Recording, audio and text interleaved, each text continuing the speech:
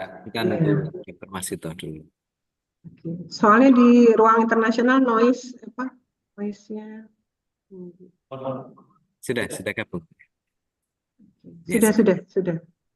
Oke, thank you, Dr. Masito. Ah, let's we start now.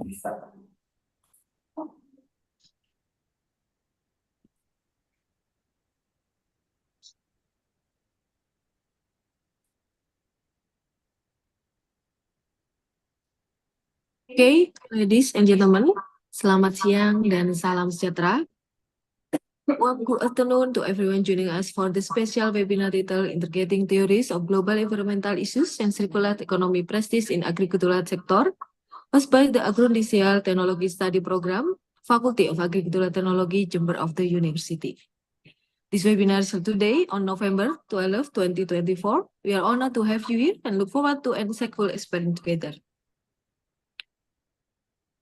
To acknowledge the presence of our honorable guest, the Dean of the Faculty of Agricultural Technology Jember of the University, Dr. Insinyur Bambang Marhenoto MNGPM, the Head of Industrial Technology Study Program, Dr. Bambang Heri Purnomo STP MSI, our guest speaker, Associate Professor Dr. Masito Binti Yaakob, our moderator, Dr. Elida Novita, Vice Dean of the Faculty of Agricultural Technology, Professor Dr. Ida Bagus Suryanila STP MM, and to all student, faculty, and honors guests present with us today, thank you for participating. Okay, let me briefly share to the agenda for today. We will start with singing of the Indonesian national song, followed by welcome speech and the official opening of our general course by the Vice Dean of the Faculty of Agricultural Technology Jember of the University. Then the welcome speech from the head of the Agroindustrial Technology Study Program Jember of the University. Our main agenda for today integrating theories of global environmental issues and circular economy practice in agricultural sector. And the last is discussion. Oke, for the event, marilah kita bersama-sama menyanyikan lagu kebangsaan Indonesia. Dimohon kepada seluruh hadirin untuk mendengarkan dengan hikmat.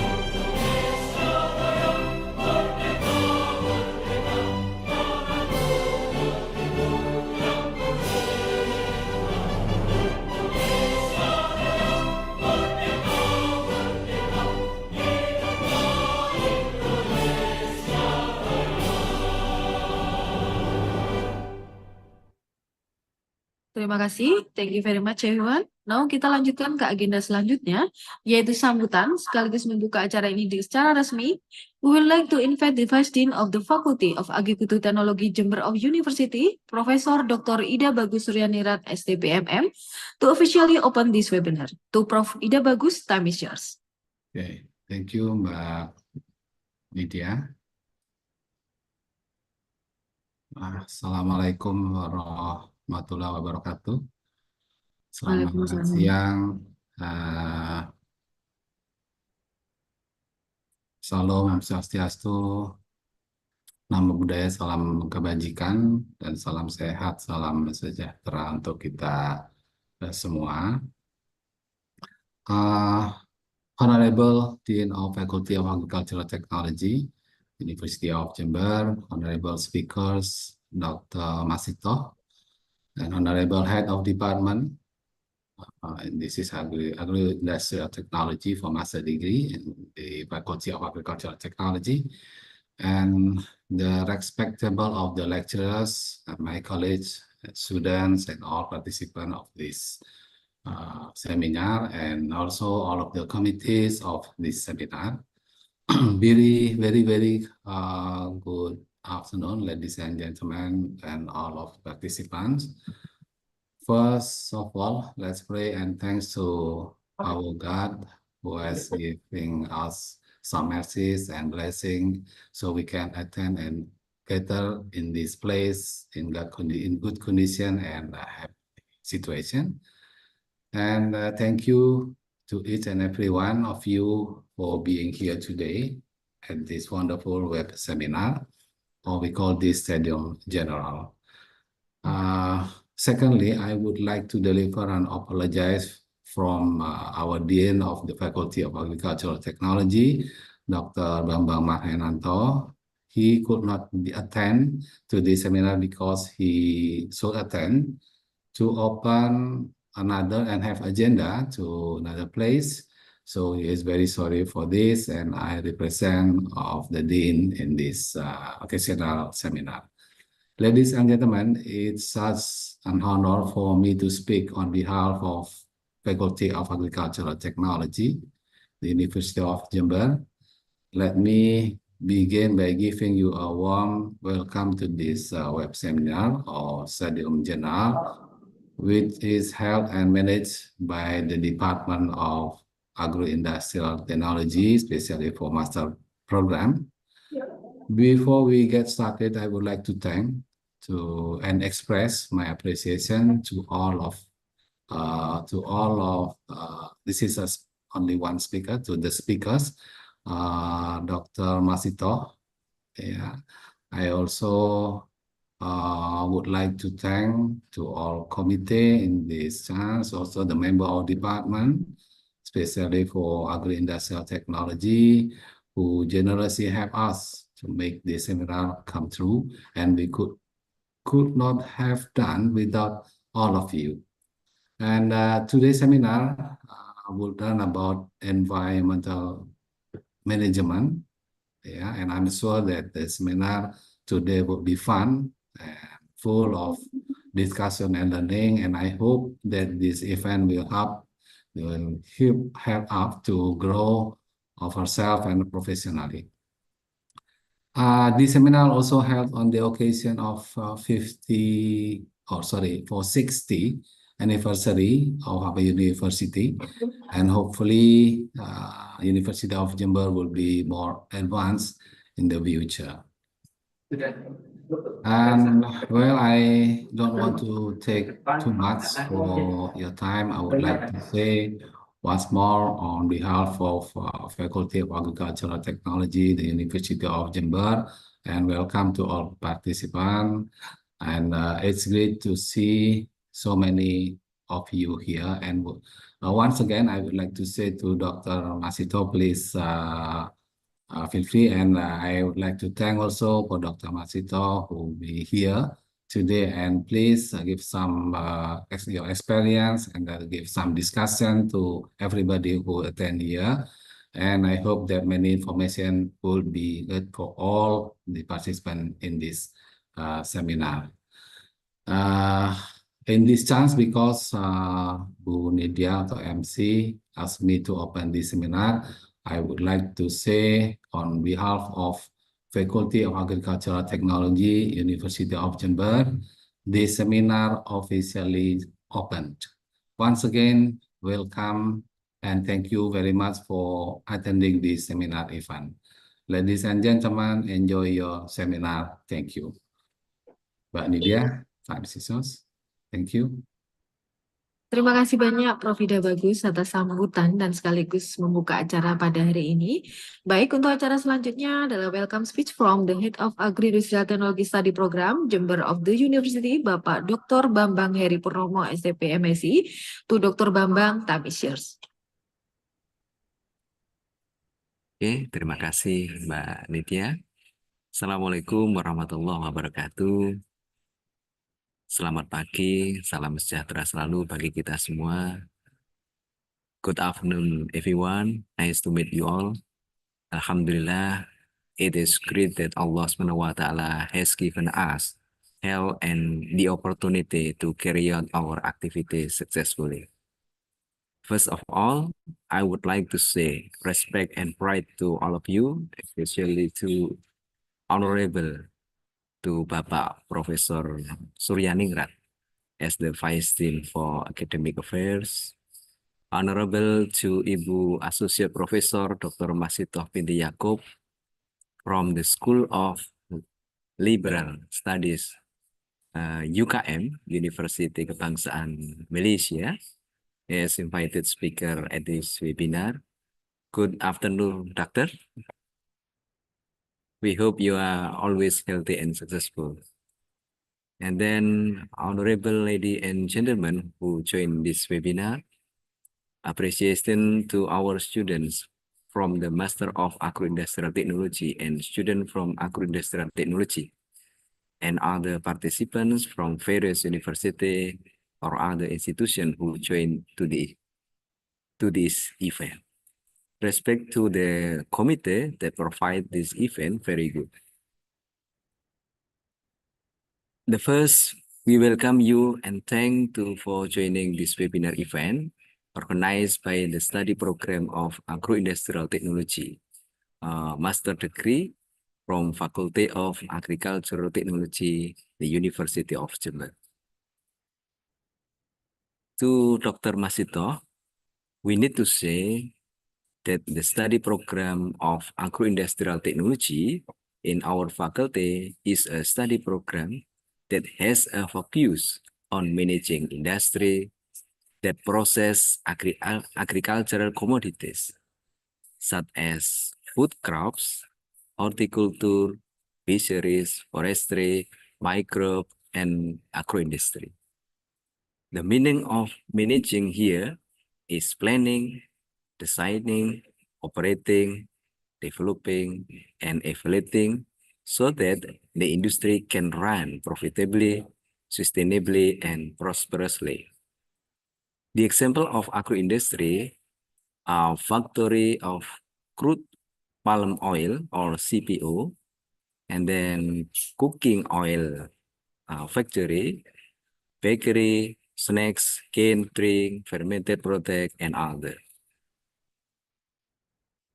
Our students study various aspects of the agroindustry, such as process technology, management, system engineering, and environmental aspect.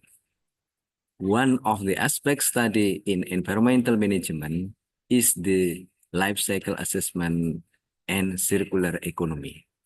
Last week, we also held a general course on LCA with Dr. Norasikin from Mara University of Technology.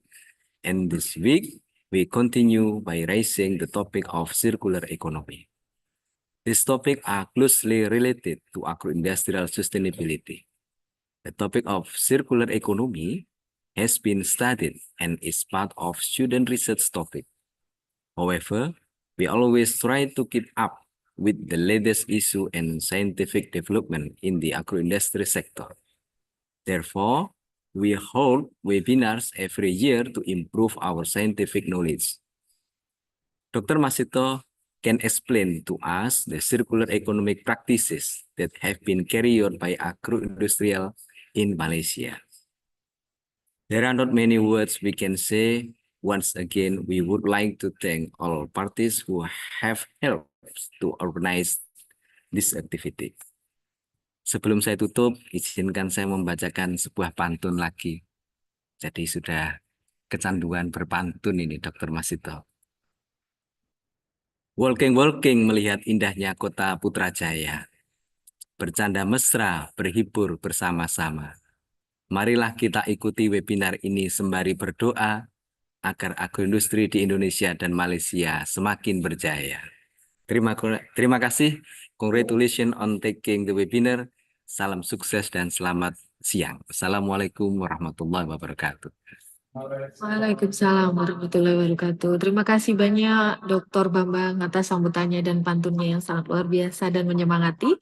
Ladies and gentlemen, now we have reached our main agenda regarding theories of global environmental issues and circular economy practice in agricultural sector. Untuk memandu sesi ini, we are pleased to introduce our esteemed moderator, Dr. Elida Novita. Dr. Elida Novita is distinguished lecturer in agricultural technology and practitioner environmental economic and management. With strong economic background and extensive experience in agroindustry and sustainability, Dr. Elida has been a valuable contributor to research and development in environmental analysis. Beliau mempunyai pengalaman yang luas dalam bidang lingkungan dan berkomitmen terhadap kemajuan teknologi agroindustri yang modern di masa depan. To assist Dr. Elida in this session, kita juga sangat berbesar hati memperkenalkan our guest speaker, Associate Professor Dr. Masito Binti Yaakob, which widely recognized for expertise in environmental issues and circular economy practice in agricultural sector studies. So I would like to hand the floor to Dr. Elida Novita. To Dr. Elida, time is yours. Oke. Terima kasih Mbak Nitya. Thank you to Dr. Nitya as a Master of Ceremony that allow me this afternoon to be the moderator. Okay. Thank you. My name is Elida.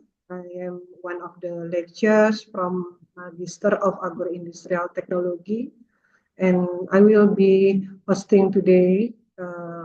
The event is about integrating theories of global environmental issues and circular economy practices in agriculture sector.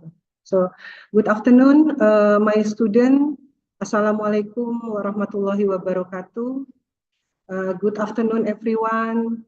First of all, also I would like to thank you to God, to Allah Subhanahu wa Ta'ala, who has been giving us blessings and mercy, so we can join today in this Zoom meeting in a good condition. And also thank you to our Vice Dean, Professor Dr. Ida Bagus Suryaningrat, and also to Coordinator, Honorable Coordinator of Magister Agroindustrial Technology Study Program, Dr. Bambang Heri Purnomo.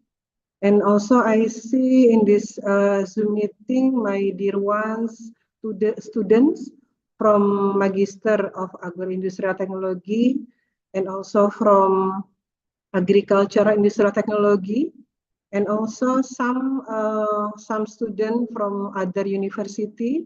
Thank you for your presence in this Studium General. Dear ladies and gentlemen and my beloved student, this afternoon, siang ini kita akan belajar terkait tentang circular economy dalam agroindustri. We will learn together about circular economy in agroindustry. Ekonomi sirkular, jadi dalam agroindustri suatu pendekatan yang inovatif. Yeah, circular economy in agroindustry is an innovative approach aimed at maximizing resource efficiency and minimizing waste. So, ini adalah pendekatan yang bertujuan untuk memaksimalkan efisiensi sumber daya dan meminimalkan limbah dengan menciptakan siklus berkelanjutan dalam produksi dan pengolahan pertanian. Dengan ekonomi sirkular ini kita akan belajar bagaimana menggunakan kembali, melakukan recycle atau daur ulang, dan juga menggunakan kembali produk samping, byproduct ya, from agriculture seperti limbah, kemudian juga residu, dan bagaimana kita bisa mereduce ya, mengurangi dampak lingkungan dan meningkatkan konservasi sumber daya. By adopting circular principles in agroindustry, we can boost productivity, reduce costs, and contribute to a greener, more sustainable future for the agriculture sector. Ya, diharapkan semua student yang ikut dalam Zoom meeting, kita bisa memahami bagaimana prinsip ekonomi sirkular, sehingga kita bisa melakukan penelitian, berkontribusi lebih lanjut untuk sektor pertanian secara berkelanjutan. We are very fortunate this afternoon that we have this afternoon in Zoom meeting very experienced resource person in this field, Associate Professor Dr. Masito Binti Yaakob. She is an associate professor from the University Kebangsaan Malaysia. So let me introduce some curriculum vitae from Dr. Masito Yaakob. She is from the School of Liberal Studies or Citra UKM, Pusat Pengajian Citra University, University Kebangsaan Malaysia. She was also an Associate Senior Research Fellow at Institute of Islam Hadari, UKM in 2012 until 2020. And she has been an academic for the last 26 years. Jadi beliau sudah mengajar sejak 26 tahun, sejak tahun 1997.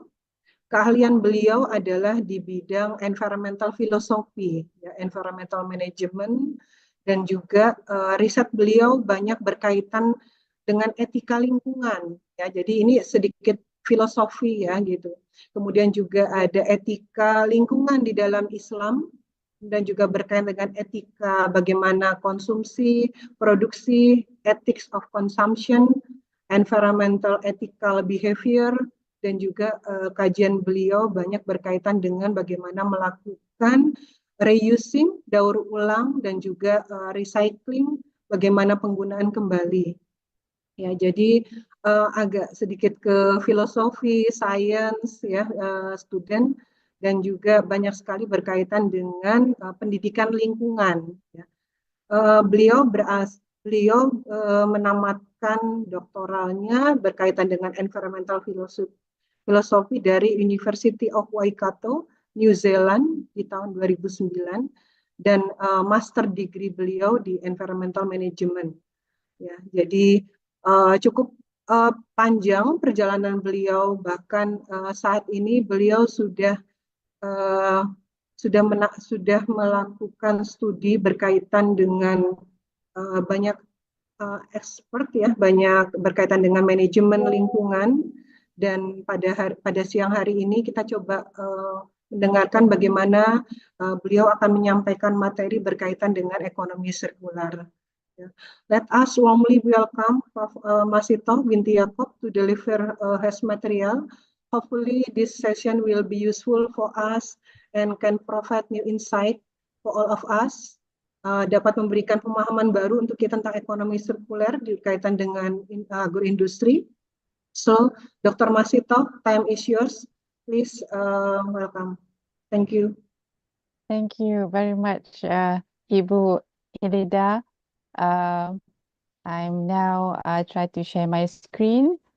So I hope you can see the screen. I'm not sure whether you can see the screen. You see the screen? Yeah, it's okay. I can Thank see. you so much.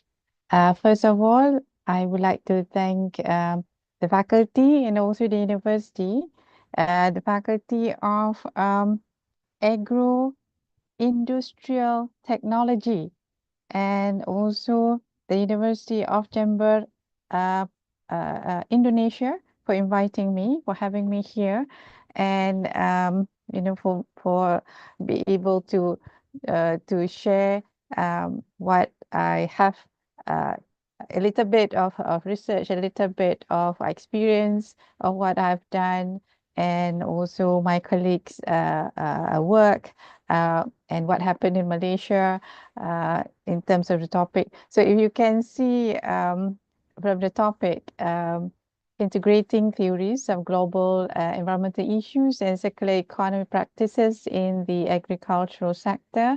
So you can see that there's some integration of philosophical parts into the management parts and applied into the agricultural sector. So my field, as mentioned by Ibu Lydia just now, I'm sorry if I'm lousy with names, so please forgive me. That the combination of environmental philosophy and environmental management, that's my field. I'm not sure how many minutes do I have, Ibu? Yeah, maybe 60 minutes. Okay, sure. 1 jam. No problems. Okay. Maybe probably after that we can have some discussion. I try my best to finish earlier so that we can have more discussion. Okay.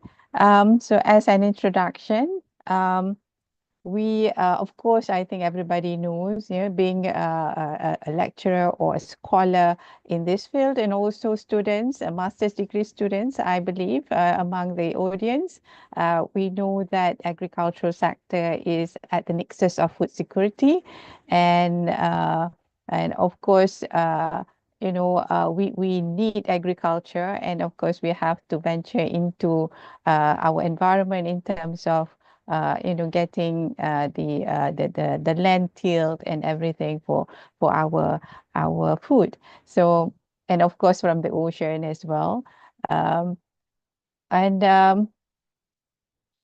So at the moment, unfortunately, our Earth is being very disruptive because of human impact, because of our so-called quote-unquote needs.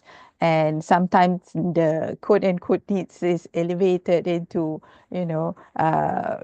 desires and more desires and wants. And sometimes, it is getting out of control. So, and this is very unfortunate. So we need to find a solution. Of course, we need to find a solution. So in doing so, we understood that economic sector like agriculture is one of the platform that we can always venture into sustainability, and then inject the sustainability aspects towards the management of it. So conventional agricultural practices, especially before, this century, we have, the green technology. Before we had, all these kinds of recycling technology, this and that, upcycling. So we had a conventional way of practicing agriculture. Conventional but not traditional. When we talk about conventional, it is the use of mostly pesticides and chemical fertilizers. When we talk about traditionals, it's a bit different. And when we talk about sustainable agricultural practices, is another domain of agriculture. So there's a lot of consequences that we inherit from conventional agriculture, including soil degradation, deforestation, and water scarcity. So there's a lot that we need to look into and remanage and relearn and learn.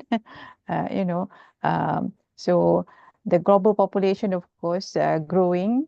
And of course, we need food, we need agricultural products, we have a food demand.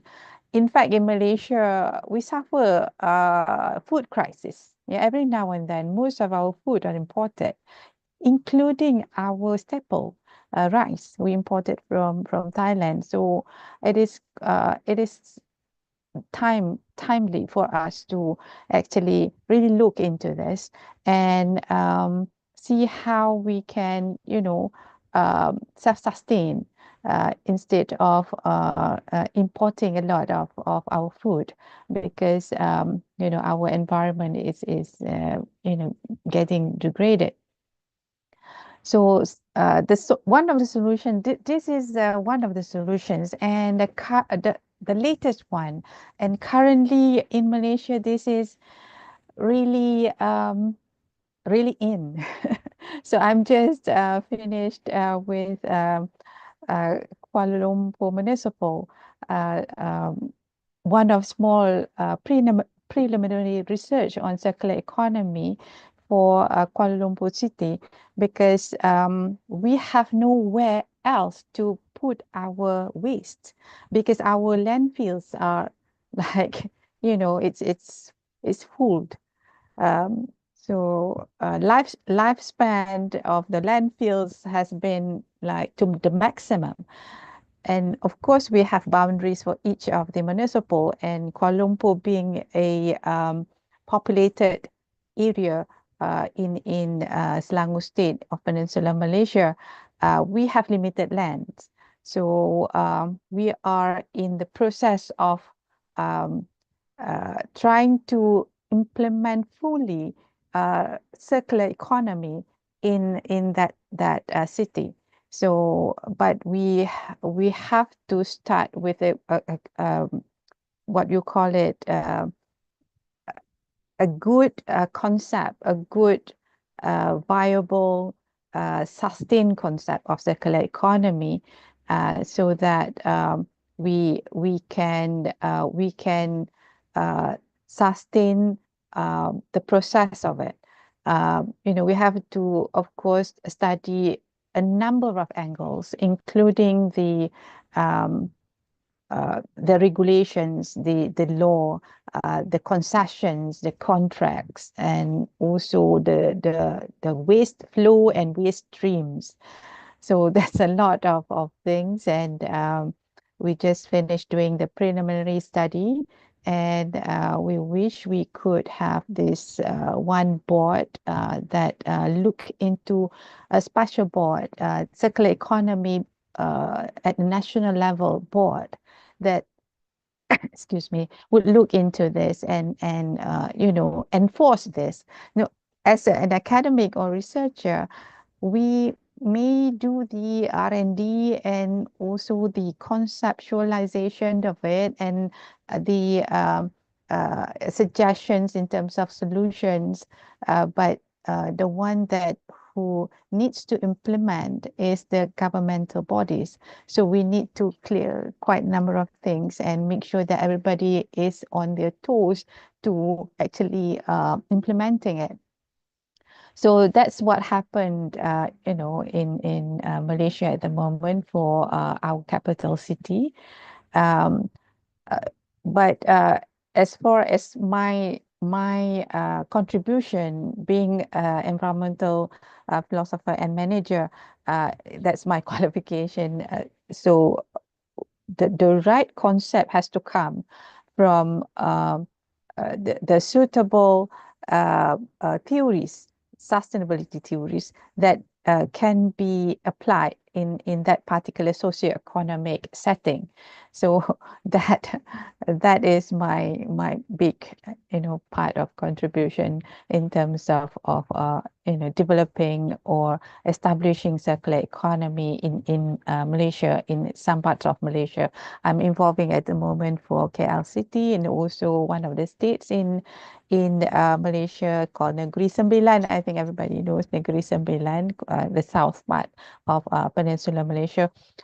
So we are looking at the city and also at the rural areas for developing the circular economy activity or programs. So I'm sure in Indonesia also is beginning to going towards circular economy in a bigger scale, like Malaysia as well, or the rest of the world.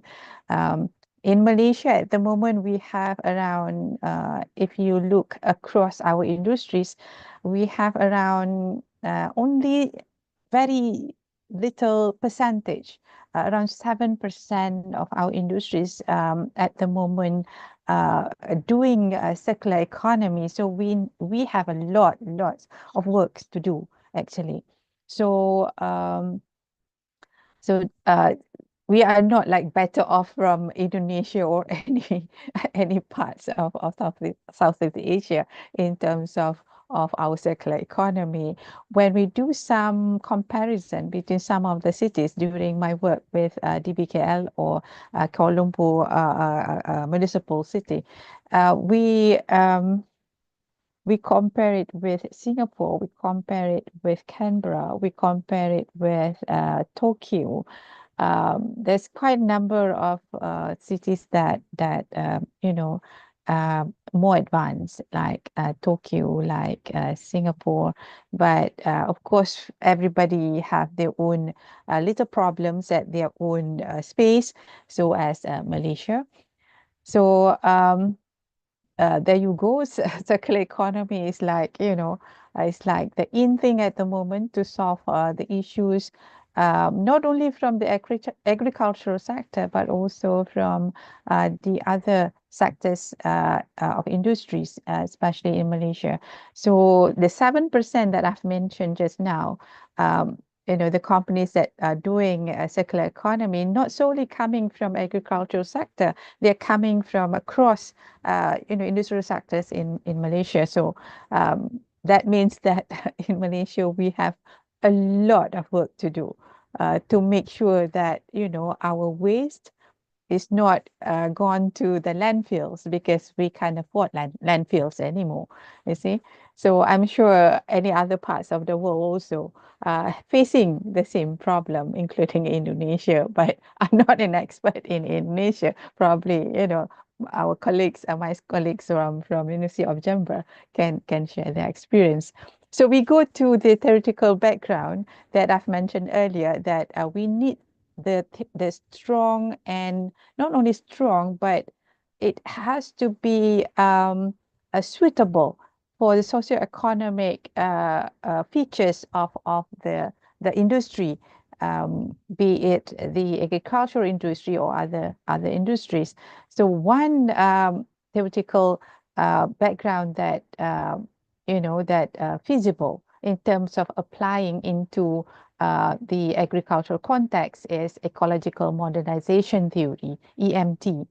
So this theory suggests that environmental protection and economic growth can be compatible through technological advancements and innovations. So it aligns with CE. CE is circular economy. And we have principles, of course. In CE, we have 4 or 5 principles. I'll be talking about that a bit later. So in the context of agriculture, EMT promotes the use of advanced technology like precision farming. So you can find this technology in Europe, especially in Netherlands, in Switzerland, in Germany, precision farming, bioenergy in Brazil, for example, and renewable resources to reduce environmental impacts while enhancing productivity. So this is one of the theories, not the only theories, but one of it, right? So lots of benefits, of course: decrease carbon emissions, reduce water and chemical use, minimize soil erosion, higher yields with fewer resources, more efficient land and water use. Cost, of course, cost savings when you reuse a lot. So this is one. And the second one is environmental justice theory. So this is also very important. As for Malaysia, for this theory, normally we apply into the managing of communal land owned by especially our aborigines or orang asli. Because orang asli in Malaysia, I'm not really sure in Indonesia and other parts of the world, the material possession of orang asli in Malaysia is not individual, it is collective. So that's why we call it, if it's the land, is communal land. So that's why this environmental justice theory is very important in terms of applying it into the livelihood of the aborigines. So in agriculture, these theories underscores the importance of sustainable practices that minimize harm to vulnerable communities. So the the word or this theory is called environmental justice theory, but the justice is towards the community. So it is not the justice for the environment. It is justice for the vulnerable community. So that is why this theory is very important in terms of managing a communal land, for example. So the sustainable practices like organic farming and conservation. So this is at the heart of this theory. So that's why the indigenous knowledge in terms of managing the environment is important when we apply this theory, and we need to salvage that. And minimizing harm to the affected community, vulnerable community, and make sure that, you know, equal contribution and benefits coming from any projects or any even circular economic projects by applying this theory into the management of environment. And the third one is sustainable development theory. This is a very popular theory being applied in so many areas, including in agriculture. And I think everybody knows about this. And, you know, you have the SDGs. Now we have to, you know, integrate it into even our campus and our teachings and whatever we do in our institution. Even our poster have to put the logo of Sustainable Development Goals, you know, the 17 of it. So you choose which one is is applied to whatever activity that you're doing. That happens in Malaysia, and we also you know, subscribe to, I'm sure in Indonesia as well, subscribe to the rankings, the THEIR ranking, Times Higher Education Impact ranking, the QSSR ranking, you know, sustainable ranking. So, and UI Green Matrix, you know, from this is originated from Universitas of Indonesia. That's why it's called UI, or Indonesian would call it UI Green Matrix, right? So this is all, you know, the applications of this theory into what we do in terms of our livelihood that we, you know, cannot deny, cannot avoid from, you know, impacting our environmental elements. So the point or the goal of SDGs, the Sustainable Development Goals, is to integrate this into our livelihood. And you know, as far as I know, so many higher learning institutions subscribe to this because it you know, it put their rankings in the world, you know, and then rankings matters for the institution because of some of it, because of the fundings that you receive, some because of the international students that you receive, and of course in terms of you know, the reputation of the university. So there's, you know, sustainable development in our life. See? So this is very popular. And the fourth one is systems theory. So this theory views the environment and human activities as interconnected systems with complex interactions. I'm sure being in this faculty, the students also learn about the ecosystems and how interconnected of the ecosystem elements in it. And this give a holistic perspective, aligns with circular economy practices, which focus on creating closed loop systems where inputs and outputs are balanced to maintain ecological stability. So I think for a scientist, this theory is very important because at the end of the day, you need to strike a balance between the you know, the economy or the development of the environment and also the stability of the ecology and the resources that you produced from the ecology that should be regenerated. So this theory is important. So in agriculture, system theory emphasizes the importance of considering the entire ecosystem: soil, water, plants, animals, and humans. And of course, the principle of interconnectedness in this system theory is at the core of the implementation or application of this theory into managing the environment, including the economic activities such as the agricultural activity or agricultural economic activities. So that's the fourth theory. And this one is one of the theories that called tragedy of the commons. So tragedy of the commons, it refers to when you have a collective resources like water, like soil, even though we have boundaries in terms of states, in terms of provinces, in terms of districts, but as far as environmental elements is concerned, the land, the water, the air, they are not restricted within the boundary or political boundary that we put. So we need to understand this, and once we understood this, you see, the boundaries, for the environment is like not relevant. So we must understand that, and how do we work together collectively to preserve the collective resources.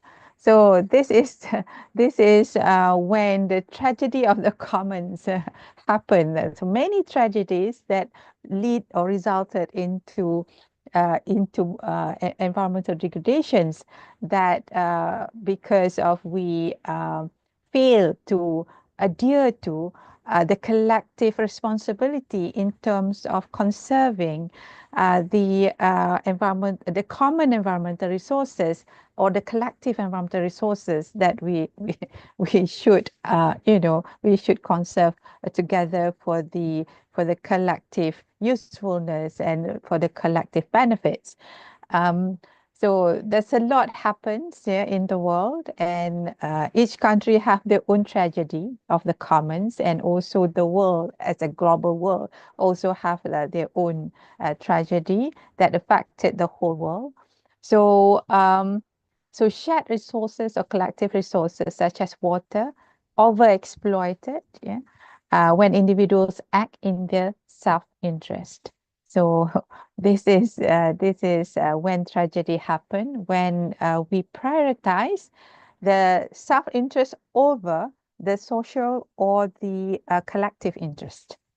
So this phenomenon is also common in agriculture, where practices like overuse of water and soil degradation lead to resource depletions. So see, I'm coming from a family that cultivate paddy field. We produce rice. My state is called the rice bowl of Malaysia, Kedah, at the north of Peninsular Malaysia. So in a smaller or micro scale, during my experience being a daughter of a farmer, a rice paddy field farmer, so tragedy of the commons is very common. You see, when the other farmer, start to get this self-interest over the collective interest, the irrigation, the water, the soil. So you're going to have disasters. So long time ago when I grew up, there's only like twice a year we could harvest the paddy in our paddy fields. With the technology, the developing in terms of technology, then you can produce more yields every time the harvesting period, during the harvesting period, and more times in the year that you can harvest. But of course, technology is not cheap, and the small holders of lands normally don't, they can't afford to have that kind of technologies. So only the bigger farmers, the richer farmers who have their own equipments, who can benefit from it. So we still have that hurdle in Malaysia in terms of implementation of technology into the farming of crops. So the tragedy of the commons, when individuals act in their own self-interest, leading to overuse of shared resources. That's the key of what tragedy of the commons is all about. So circular economy, for the solution, circular economy.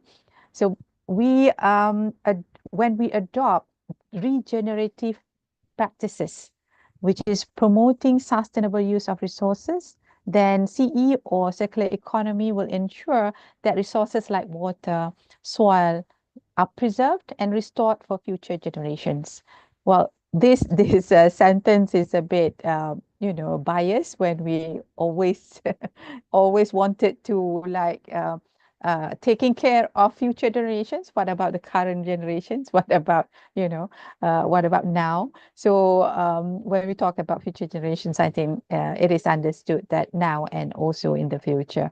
So the shift from overuse of shared resources to sustainable practices will address the challenges highlighted by the tragedy of the commons and provide a pathway to long-term agricultural sustainability. So, of course, talking about application of theories into managing the environment, including the agricultural sector, is not easy.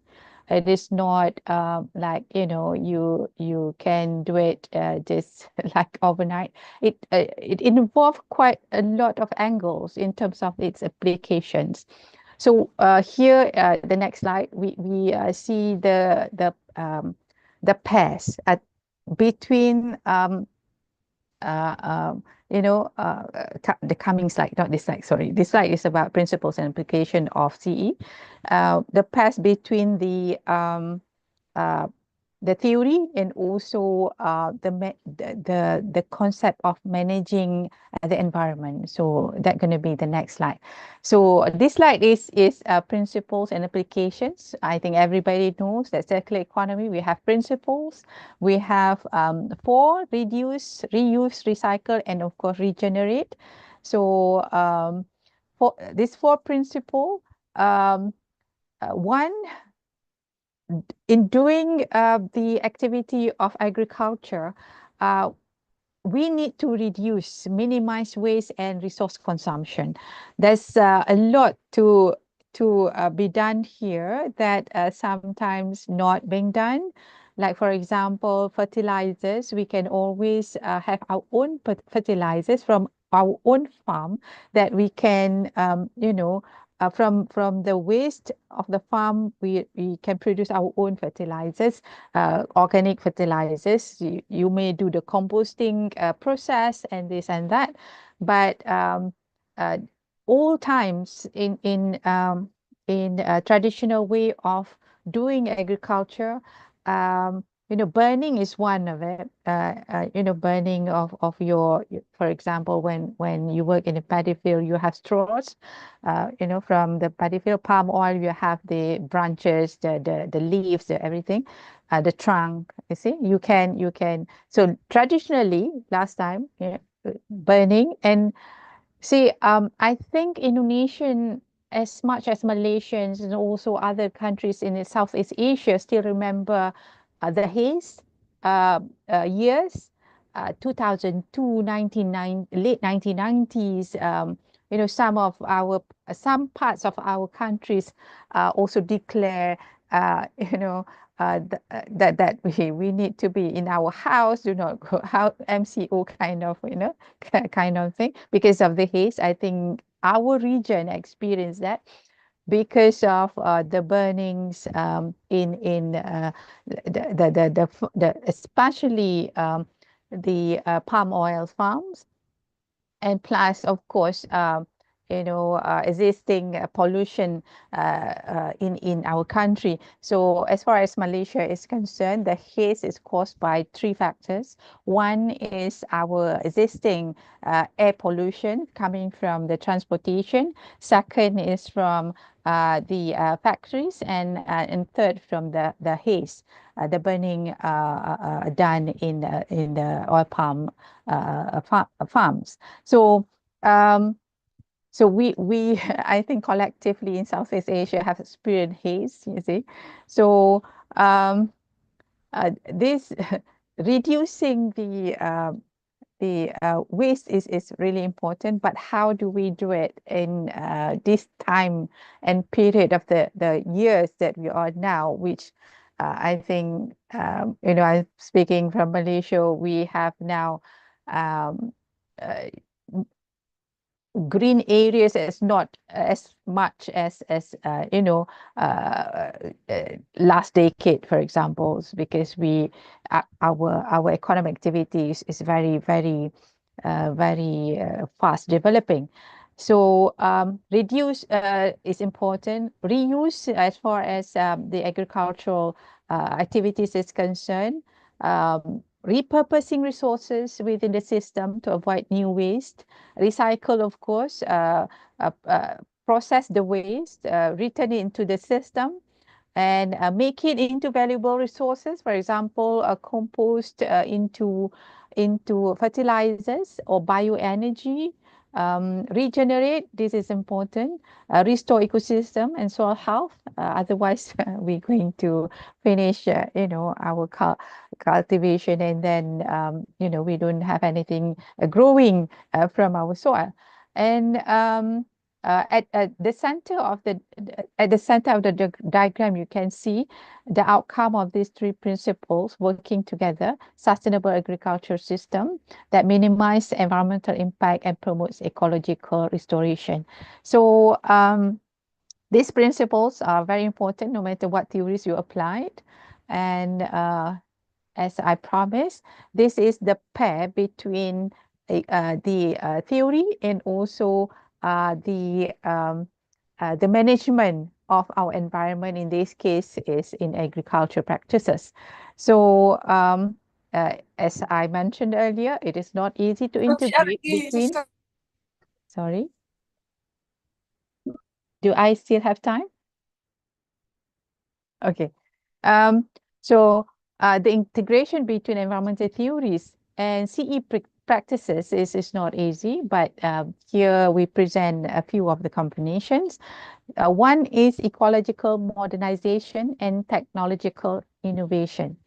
So ecological modernization theory supports the use of technological advancements that align with circular economy principles.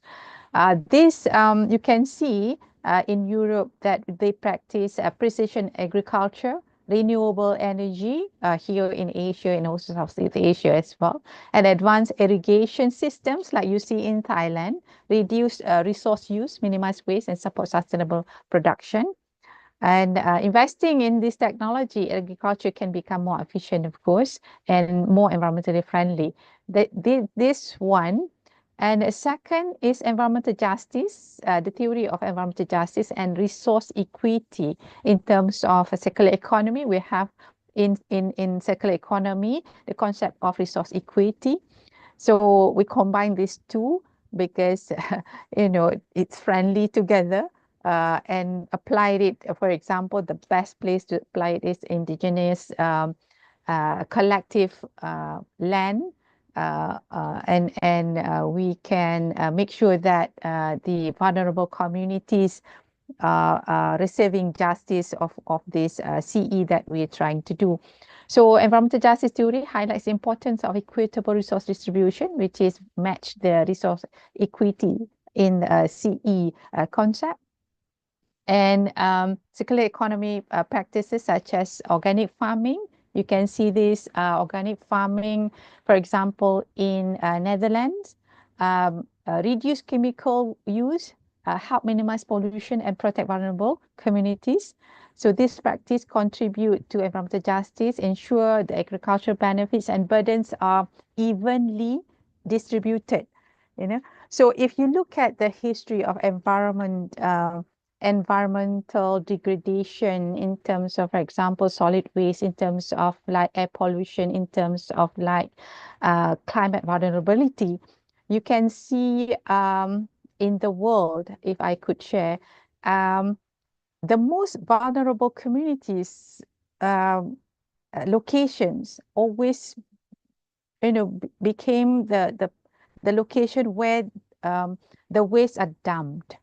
You see, so we take one example in US, for example. So they used to dump the waste in the slum areas where the Black people are, and then the immigrants from Mexico, and then they go even beyond their boundaries into, for example,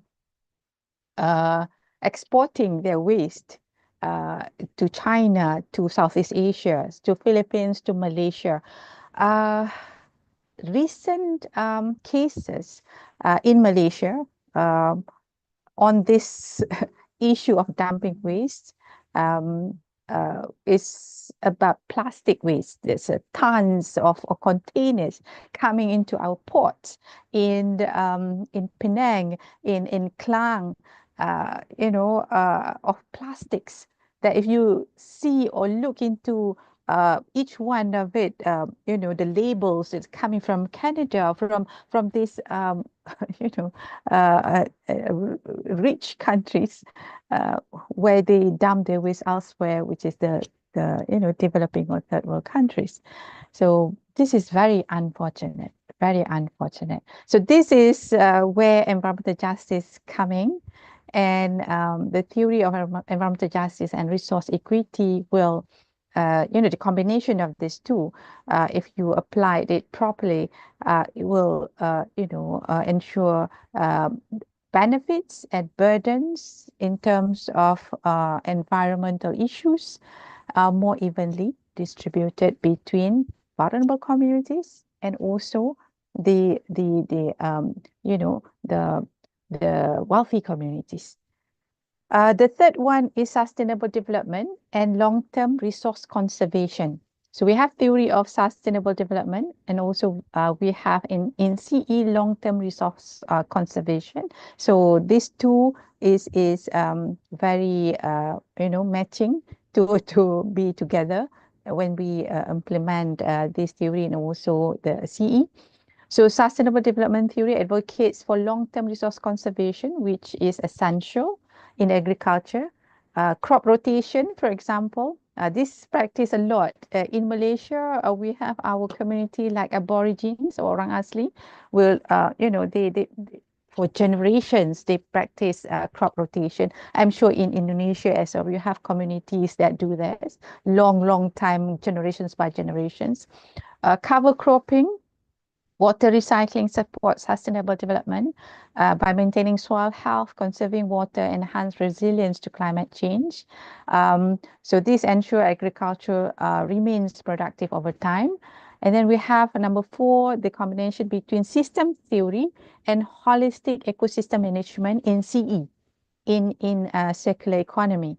So system theory encourages a holistic view of agricultural ecosystems, considering complex interaction between soil, water, plants, animals, and humans. Because systems theory look at ecosystems, look at environmental elements as integrative, in integrative nature, or as integrated. So, bersepadu. So, circular economy practice such as nutrient cycling, integrated pest management promotes system-wide sustainability by balancing inputs and outputs, supporting long-term ecological and economic stability. So, system theory and holistic ecosystem management look at these environmental elements that we have in our ecosystem as one. So, you cannot leave out, for example, humans or animals or plants when you do your circular economy practices. So you must look at them together and manage them together. So this is what this system theory and the pair with holistic ecosystem management is all about. Of course, this is in the theoretical side. Implementing it is another story. So number 5, addressing the tragedy of the commons. So we know that self-interest is the culprit that caused a tragedy of the commons, right? So, so how to address this? So through circular economy practices, we must promote responsible resource use, must promote collective responsibility for common resources. So water saving technologies, if we want to do a circular economy practice, organic fertilizers, this will reduce chemical inputs, help conserve shared resources, ensuring they are available for future generations. right? So so we must promote stewardship. So now we come back into my another field, which is environmental philosophy. We talk about environmental stewardship. We talk about the amanah, the trust that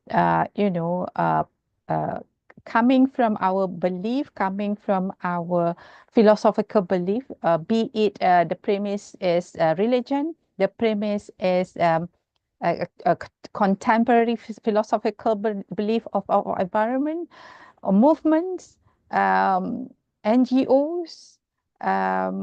or any other belief. So the role of human as a steward, as what you call it, if it's in Islam we call it khalifa.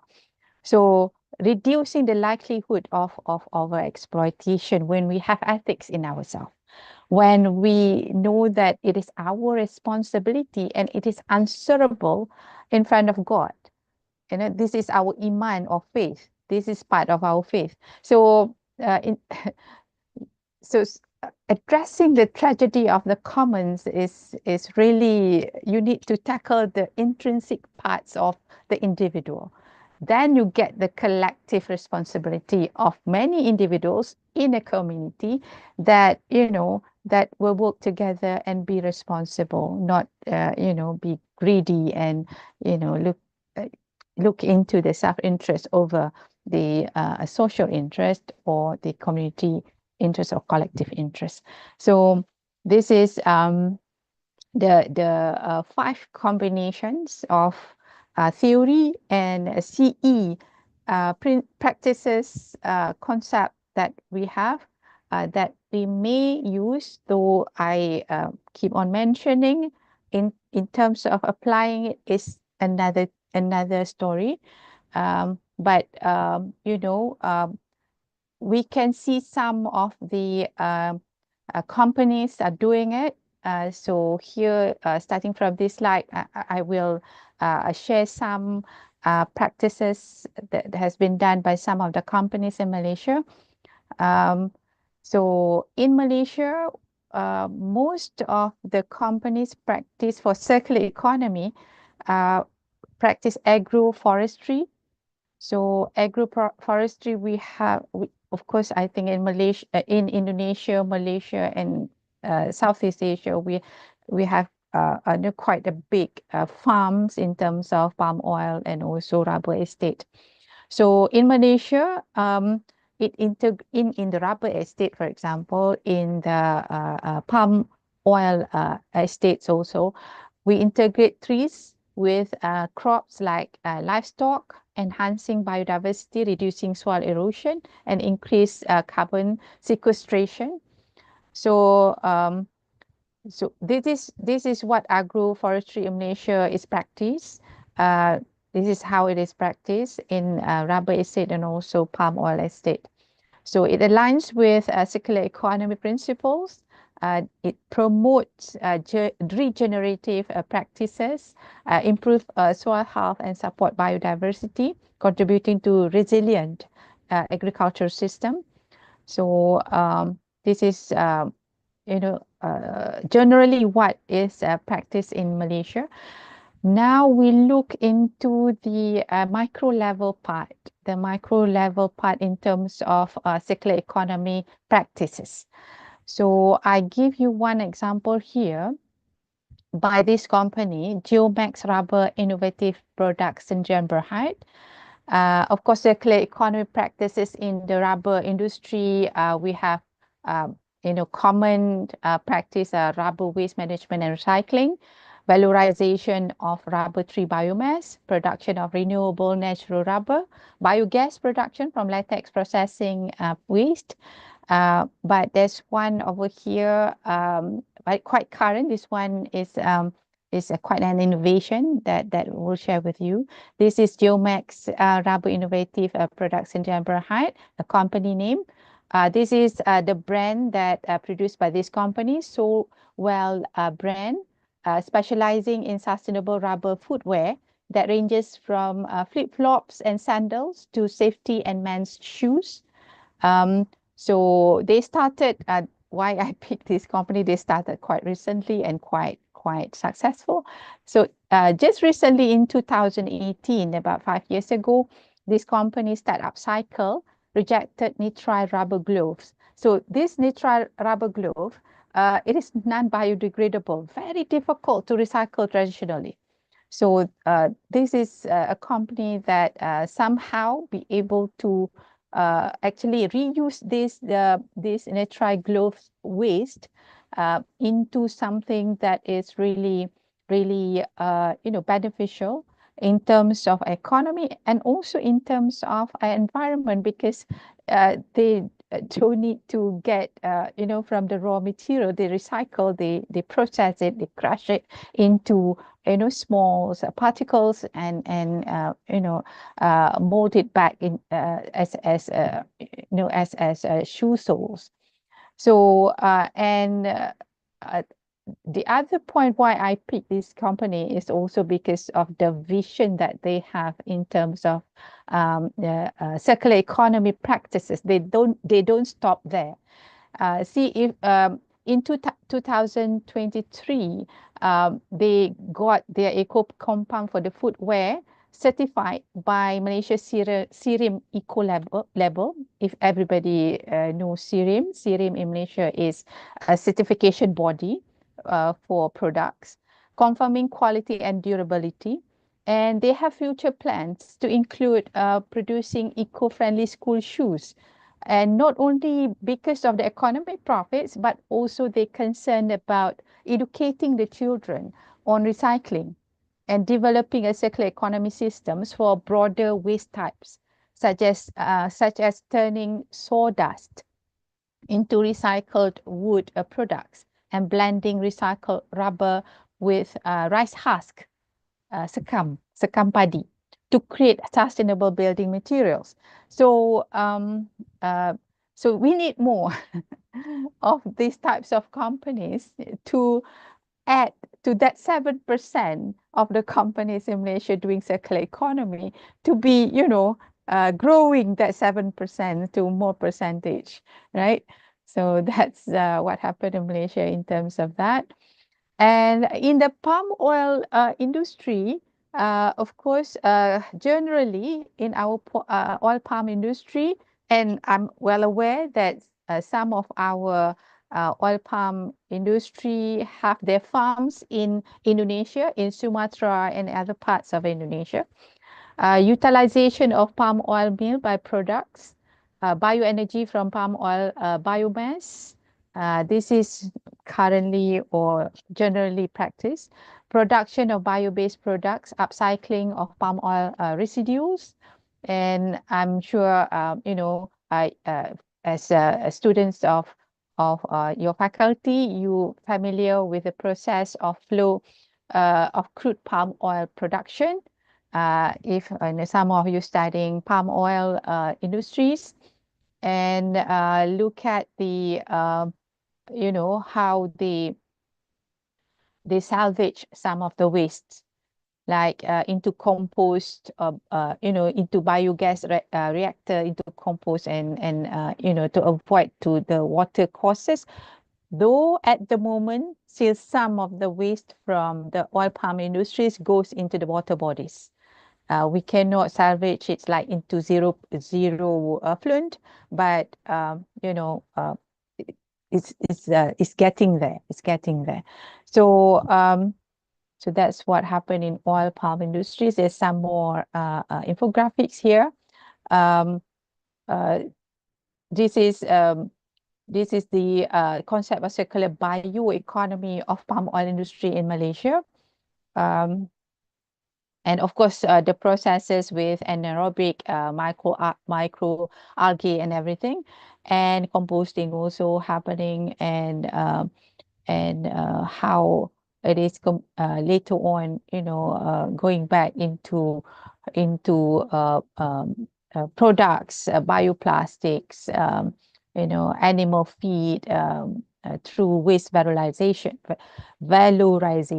Yeah. So, and on this part of the slide, overview of the processes of biofuels generation. So you can see the process of generating biogas, bioethanol, bio-oil, and this is common, but the percentage of companies in palm oil industries doing this still in small number. So in Malaysia, we need to address the issue. And this one is the application of technology innovation in palm oil industry. So in this age of science and technology, fourth industrial revolutions, we have drones for the innovative crop management.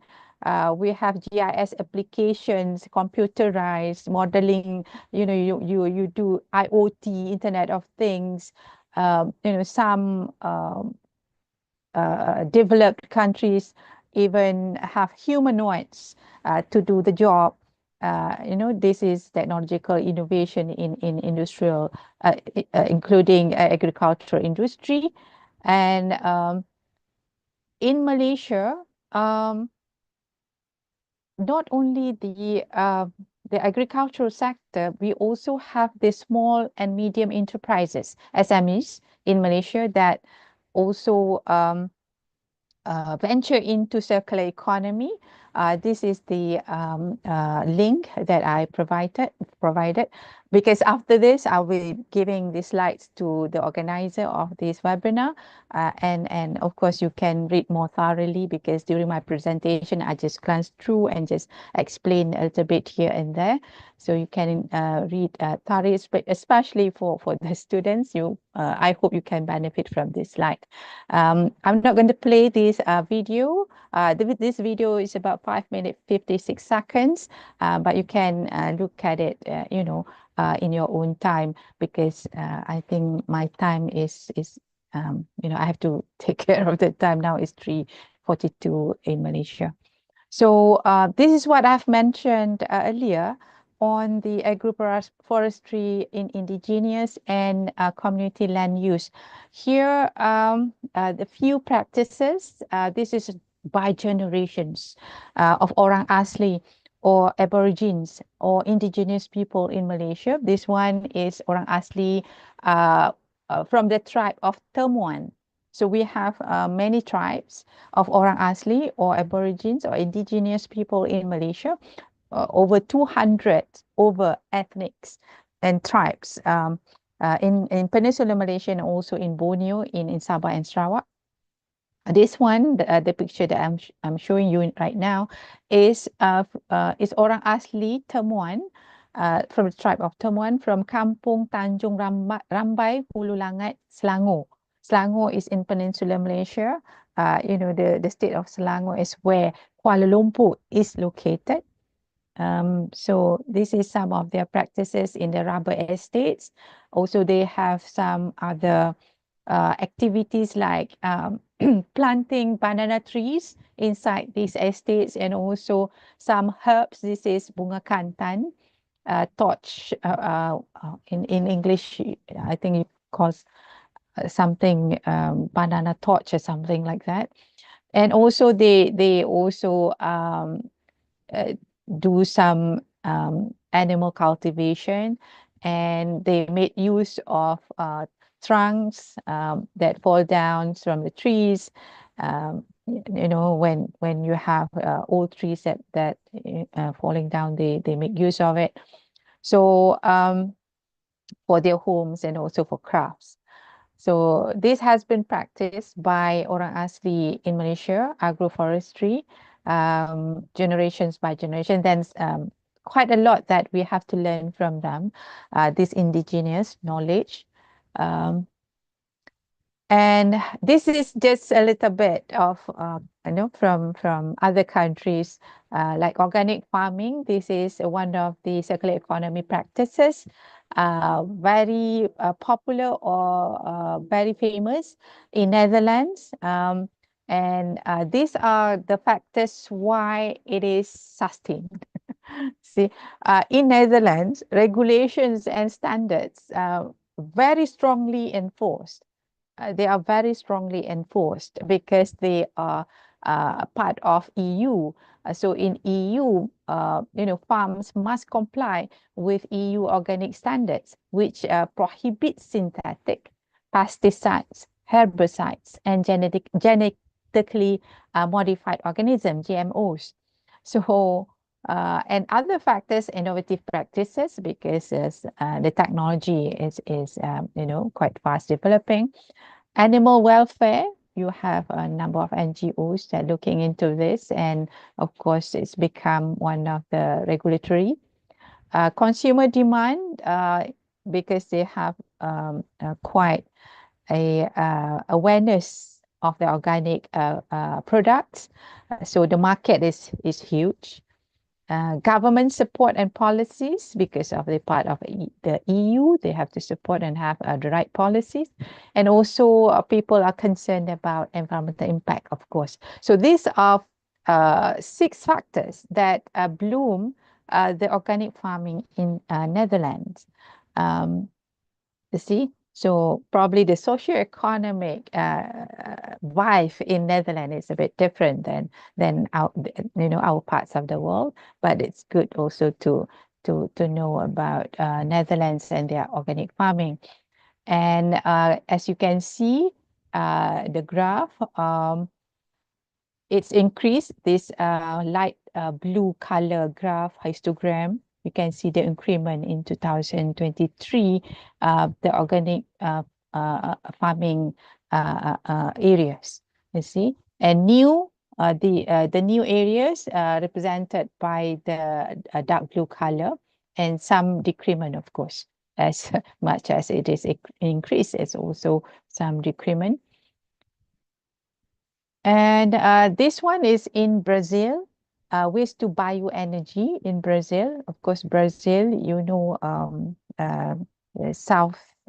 located in South America, one of the oldest jungle in the world. Green lungs, just like here in Borneo, we have the green lung in this part of the world, and they have the green lung in the other part of the world. So Brazil is one of them. So the agricultural waste from sugarcane, for example, and other crops converted into bioenergy, providing renewable energy source and reducing waste. And this practice is aligned with CE. And you can see the factors here. Agro-industrial waste valorization, this is one of the practice. Soil health and regenerative practices. Water efficiency recycling, circular bioenergy system, circular practices, livestock and fisheries, regenerative and sustainable inputs, digital agriculture and precision farming. So in Brazil also they practice precision farming.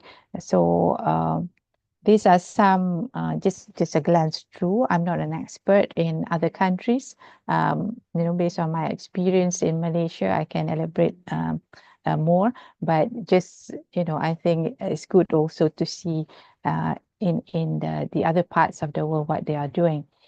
So this is just 2 other infographics for us to just look at it. In terms of this one is biochemical and thermochemical valorization of agricultural waste. You can look at the thermochemical conversion technologies and also biochemical conversion technologies that they use. And here on the other infographic, agriculture waste and circular economy, you can see the output, bioenergy production, nutrients, bio-based products. So, but of course, we can theorize, we can look at the model, we can, just see what products that we want to produce from the CE practices. But in terms of implementation, it is not as easy as it says. So easy said than done. Of course, that's why in Malaysia we still, like very slowly increasing the percentage from 7% of companies doing circular economy. So there's a lots of work to be done. So in terms of challenges and opportunities in implementing circular economy practices in agriculture, one of the challenges is economic barriers, because high initial costs for adopting circular economy technologies. This can hinder implementation. There's one farm that small farm that I am closely looking in my study, because it's near UKM. It's in Lukut, Negeri Sembilan. That is a pineapple farm, very small. So we are doing some work there, at least me with my colleagues doing some work over there. We are looking into agritourism or agrotourism for that farm. The farm name is a Skyladder Pineapple Farm. You can Google. You can Google it up. In the internet, will come out.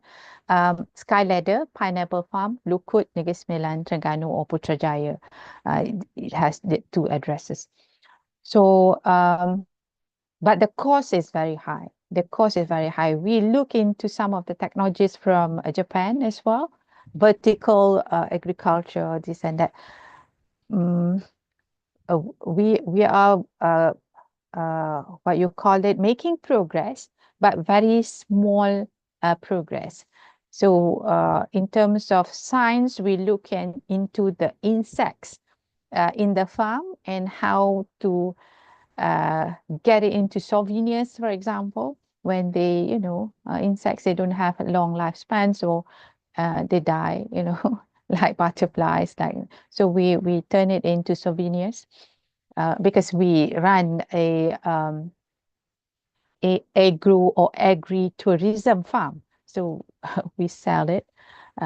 We help me as a researchers and the owner of the farm work closely with our university doing it.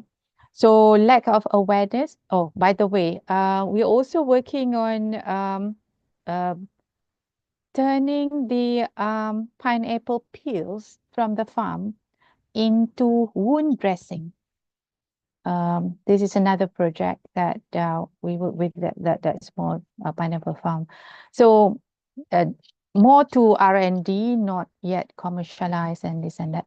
So like I said, it's a long way to go for our agricultural companies to really fully adopting a circular economy. So lack of awareness is another one. Many farmers lack knowledge about the benefits of circular economy practices. That's why some of the farmers, smallholders, working with a close by scholars or academics or researchers. For policy and regulatory constraints, inconsistent policies and lack of support for sustainable practices and can limit adoption. So this one, we are working with Kuala Lumpur Municipal, because we need to have circular economy policy and regulatory. So we're working on establishing circular economy board in the national level. Opportunities, government support, subsidies, incentives, training programs, encourage adoption of circular economy practices. Consumer demand, rising consumer interest in sustainable products, creates demand for environmentally friendly agricultural goods. So we have consumer demand, but we don't have the goods at the moment. Research and innovation, continued research into sustainable technologies. This one, like I said before, small farmers, or even big farms, working with nearby research institutions like universities.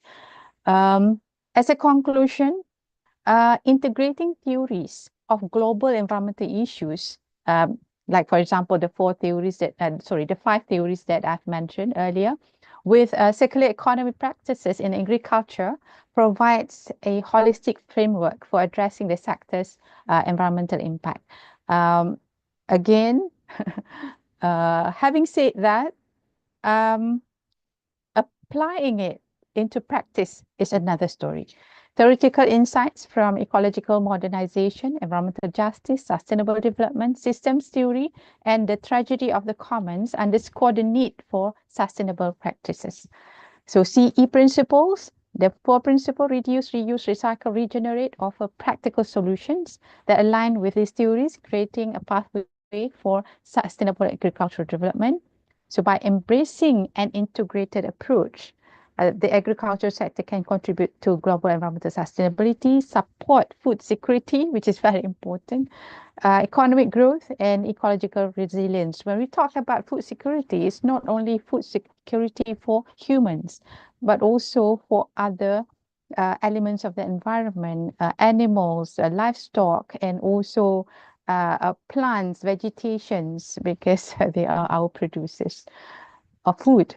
So I think with that conclusion, I thank you. Terima kasih for your, for lending your ears. Almost, I don't know, like 1 hour or more. I'm not so sure. So I'm handing it back to our chairperson. Thank you so much. Thank you. Thank you, Dr. Masito. Terima kasih, Dr. Masito. Yes, 50 minutes, I think. 50. Yes. Almost 1 hour. Thank you for listening. Yeah, almost. But it is very interesting. Some insight, news, some theory that really interesting. Just like I see, like environmental justice. Oh, I just know that this environmental justice, this new understanding about environmental justice. Okay. Okay. Let me highlight some concept to my student first, Dr. Masito. Student, saya mungkin coba menyampaikan dalam bahasa berkaitan tentang beberapa konsep baru gitu ya untuk mahasiswa, seperti tragedy of the commons ya. Jadi tadi ada konsep yang dijelaskan oleh Dr. Masito berkaitan tentang tragedy of the commons ya.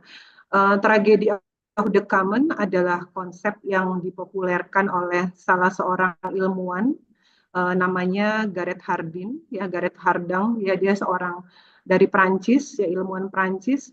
Apa yang dimaksud dengan tragedy of the common itu adalah situasi di mana pemanfaatan sumber daya yang harusnya bisa dimanfaatkan bersama itu ternyata tidak terjadi, di mana individu itu bertindak semena-mena gitu ya demi keuntungan pribadi, sehingga menyebabkan terjadinya pengurangan sumber daya bersama tersebut. Ya. Jadi tragedy of the common ini adalah tragedi kepemilikan bersama. Jadi seperti kepemilikan bersama itu seperti lahan, kemudian hutan gitu ya, yang kemudian itu dimanfaatkan oleh individu sehingga akhirnya merugikan untuk semua orang ya. Jadi itu adalah tragedy of the common. Dr. Masito, I often illustrate the concept of the tragedy of the commons in the case of river water pollution. Yes, because my expertise about water pollution. So some example for the tragedy of the common is river water pollution. So like everyone in the upstream can pollute the river, but the impact of the pollution is not only felt by people in upstream, but also felt by people in downstream. So this is some example about tragedy of the commons. Maybe like exploitation, forest exploitation, just like we can exploit the wood from the forest, but the tragedy from the deforestation, just like greenhouse gas, climate change is everyone can felt about this one. Dan beberapa istilah yang ada juga disampaikan oleh Dr. Masito adalah berkaitan dengan 4 prinsip ya. 4 prinsip dalam ekonomi sirkuler itu adalah reduce, mengurangi, reuse, penggunaan kembali, recycle atau daur ulang, dan regenerate ya, pembangkit kembali. In Indonesia, Dr. Masito, we recognize the 5 principles of economy circular is reduce, reuse, recycle, recovery, and replace. So perhaps recovery and replace is maybe the same with regenerate, I think. Yeah. So Yes, it depends on which sector that you applied to. When you okay. talk about solid waste management, the ones that you have mentioned is more applicable. When you talk about the agricultural sector, regenerating is more applicable. Okay, thank you. So maybe some explanation about environmental justice atau keadilan lingkungan ya. Jadi ini juga hal yang tadi disampaikan oleh Dr. Masito adalah berkaitan dengan keadilan lingkungan. There is a new understanding for all of us about environmental justice, but tetapi kita akan melihat bahwa penerapan ekonomi sirkuler itu ternyata tidak hanya saving the environment, because in our mind, some implementation of circular economy is only save the environment, but we have a new understanding with circular economy. Also, we can implement environmental justice. So this is an ecological approach, I think. This Dr. Masito. Yeah. So jadi dengan ini kita bisa mengharapkan gitu ya bahwa dengan penerapan ekonomi sirkular tidak hanya aplikasi sosial, ekonomi, tapi juga dengan lingkungan kita bisa menerapkan penerapan ekonomi sirkular ini di dalam pertanian. Kemudian Dr. Masito juga menyampaikan beberapa pendekatan berkaitan dengan kearifan lokal. Some local wisdom approach can enhance circular economy efforts to be more social economically friendly in economy circular. So I think we have reached the discussion session. This is a very interesting and very good explanation from Dr. Masito for us. So please, maybe from the audience, from the student, can deeper into this material about circular economy. So please, maybe mungkin ada dari mahasiswa atau dari audiens yang ingin bertanya secara langsung kepada Dr. Masito, bisa raise hand gitu ya, atau open mic, atau mungkin bisa open mic dan bisa bertanya langsung kepada Dr. Masito mengenai konsep ekonomi sirkular. Silakan, mungkin ada yang ingin bertanya, berdiskusi lebih lanjut. We have 100 participants in this Zoom meeting. How many students, how many of the master students in the faculty? In our faculty, from agriculture, maybe only 9 students. Okay. 9 students, but I see in this Zoom meeting we have from bachelor degree in agriculture. Bachelor degrees. Yes, yeah. We have maybe 20 students. So others from other university, I think. I see. Okay. Mungkin ada dari teman-teman, dari student yang akan menyampaikan pendapat atau diskusi dengan Dr. Masito, dipersilahkan. Okay, waiting for the question from the student. Perhaps I have one question for you, Dr. Masito. Sure. Okay. It is from your based on your case study, the application of the circular economy can increase efforts. Yeah, I think to be more active and creative in producing products. Yeah, but in our country, I think we still believe uh, about extensification in agriculture, like expanding the land for agriculture, or maybe some intensive agriculture by using pesticide. Yeah, so maybe from your point of view, how to this is, I think, this is on contrary in a circular economy. Maybe you have some point of view how to convince, especially in local government, to implement the circular economy, because I think they still don't believe about circular economy, that it can improve the productivity of agricultural products. Okay, thank you, Ibu, for the questions. Of course, I think what happened in Indonesia at the moment, increasing the land use in terms of agricultural farming, also has been done in Malaysia until we ran out of land. So why Indonesia still continuing doing it? Because Indonesia still have a large area of lands for cultivation. So Malaysia have little land. So we start, we start looking looking for other solutions. I think this is a tragedy of the common, Ibu. Yeah. So also a fellow audience and also our students. So when we are not faced with the problem, we will continue doing what we are doing because there is no consequences. That is the tragedy of the common. So commonly everywhere, human nature is like that. Until we're faced with a problem. So looking at the history of environment protection and environment degradation in Malaysia as well. So before 1970s, we don't really have a regulations on specifically to preserve the environment. Akta Alam Sekeliling 1974 or apa? Akta Regulation. Kualiti Alam Sekeliling. Akta Kualiti Alam Sekeliling in Malaysia, we created very late.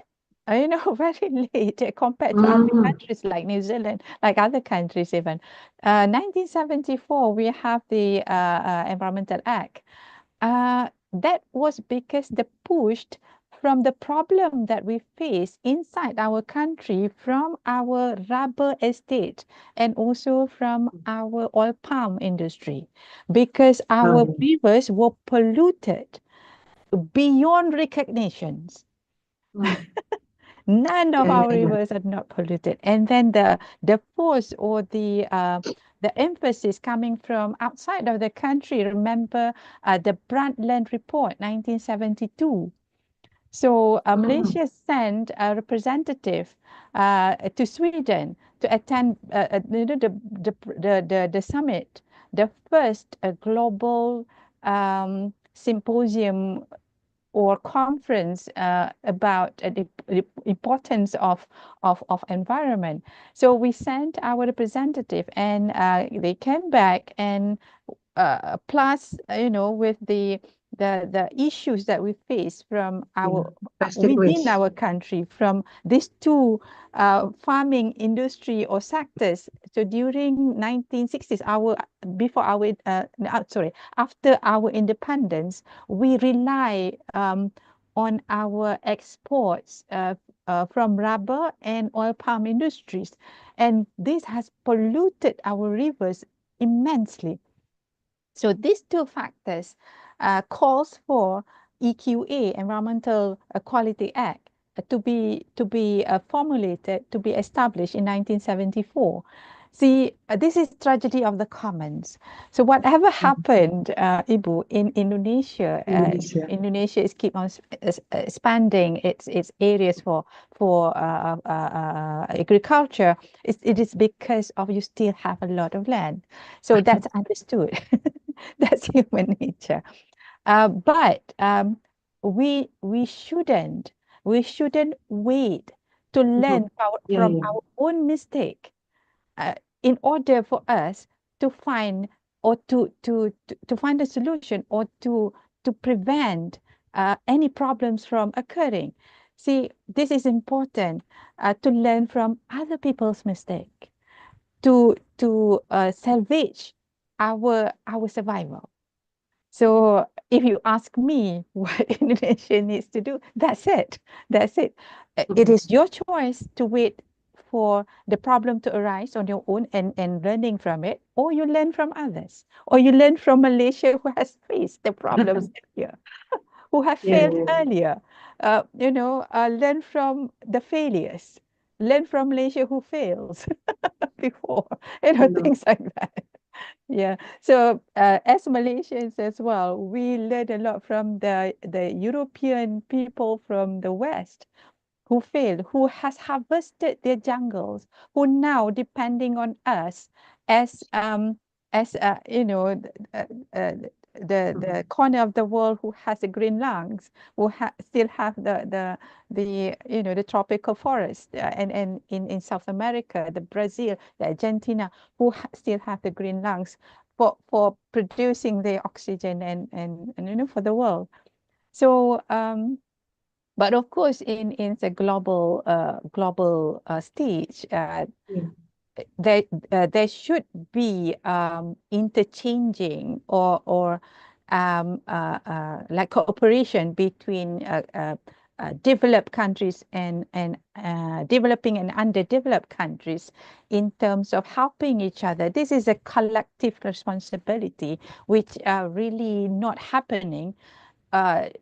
It is, you can see how many international declarations has been done in the names of environment. Langkawi Declaration, you have that, in Paris Declaration, you have Kyoto, you have, quite a number. You have WCED 1992, and then you have another one in 2002, World Environment Conference on Development and Economic and Development, repeating every 10 years. And then how many global gatherings of discussing about the survival and the conservation of this planet has failed to actually carry forward this global collective responsibilities. That we have the declaration of the percentage of green gases effluents that you need to reduce. And many countries have signed these declarations, and you see how many has been reducing it, and this very small number, very slow, and nobody can say anything because this is not legal binding a declaration. Environmental declarations are not legal binding. If you don't do it, nobody else will penalize you for that, except for just a little bit here and there. But the motive is more of economics rather than environment, where you have tariff, you have barriers, trade barriers posed by some countries like European Union, for example, banning logs or some jungle produce from our countries to be exported to their countries, because we are we are to them not managing our environment sustainably according to their standards. But if you look at it, it's more because of the economic factor compared to the environmental factors. For example, the oil palm, you know, they they have a problem with it because they have their own oil produced from rapeseeds. You know, the Yeah. yellow flowers farms. You go to Europe, you can see, you know, quite Mhm. you know, farms of yellow flowers. The rapeseeds, Yeah, that's it. yeah, they produce, and of course they have other types of oils that are also competitive to our oil palm production. So yeah, Mhm. that's Yeah. you know that's a tragedy of the common. But Yeah, again, yeah, the key here is that are we waiting to learn from our own mistake, or are we want, you know, do we want to learn from other people's yeah. mistake and protect ourselves beforehand, before things goes Yeah. wrong? That's Yeah. the key. Actually, we are already facing various disaster, pollution in Indonesia, and there is no need, I think, to wait for another disaster. Another disaster. I would Okay. echo that. I would echo Okay, that. thank you, Dr. Wasito. Thank Sir, you. maybe apakah ada yang ingin bertanya? Saya lihat ada Bu Lailatul Askia, Mbak Dayang mungkin, atau silakan student, ada yang ingin disampaikan, silakan. Hello. Hello, Dr. Masito. Oke, Pak Bambang Heri, oke, silakan. Silakan. I have one question for you. Thank you. If I see, is it similar circular economy with integrated farming? Ah, What is your thing about it? I see. Yes. Yeah. In my opinion, I'm not an expert in agriculture, because my field is environmental philosophy and environmental management. So me being a researcher and a scholar in my own field, normally will create some models, this and that, for the agriculture or any other industrial sector, but not really getting into, you know, the nitty-gritty of the sector itself. But in my opinion, when you talk about integrated farming, so you do all these principles of reduce, reuse, recycle within your farm. See, we take one example, you know, Skylider Pineapple Farm that I work very closely with the owner in Lukut, Negeri Sembilan. They cultivate pineapples, of course, pineapples, and of course they have waste. And because we practice agroforestry, we also cultivate maize, jagung, maize, tebu, you know, sugarcane, and other types of crops, even sunflowers in the farms, and also vegetables, because this is part of the agroforestry, circular economy.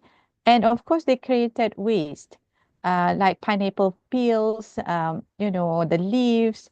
So now we are looking into this waste to produce products that can be commercialized. So that circular economy, compared to integrated farming that you it's like contained in the farm. You don't you know, you don't go beyond to what circular economy is going. So I think if you have integrated farming activities in the farm, that is like you that the starting point is different than the farm that, you know, don't have integrated farming system for circular economy, I mean. So for the farm that has the integrated farming system implemented in the farm, it is easier for them to go for circular economy and commercialize it, commercialize the waste not only for the use of the particular farm, but also to commercialize it, outside of the farm or to the market, the bigger market. So that's to me the difference.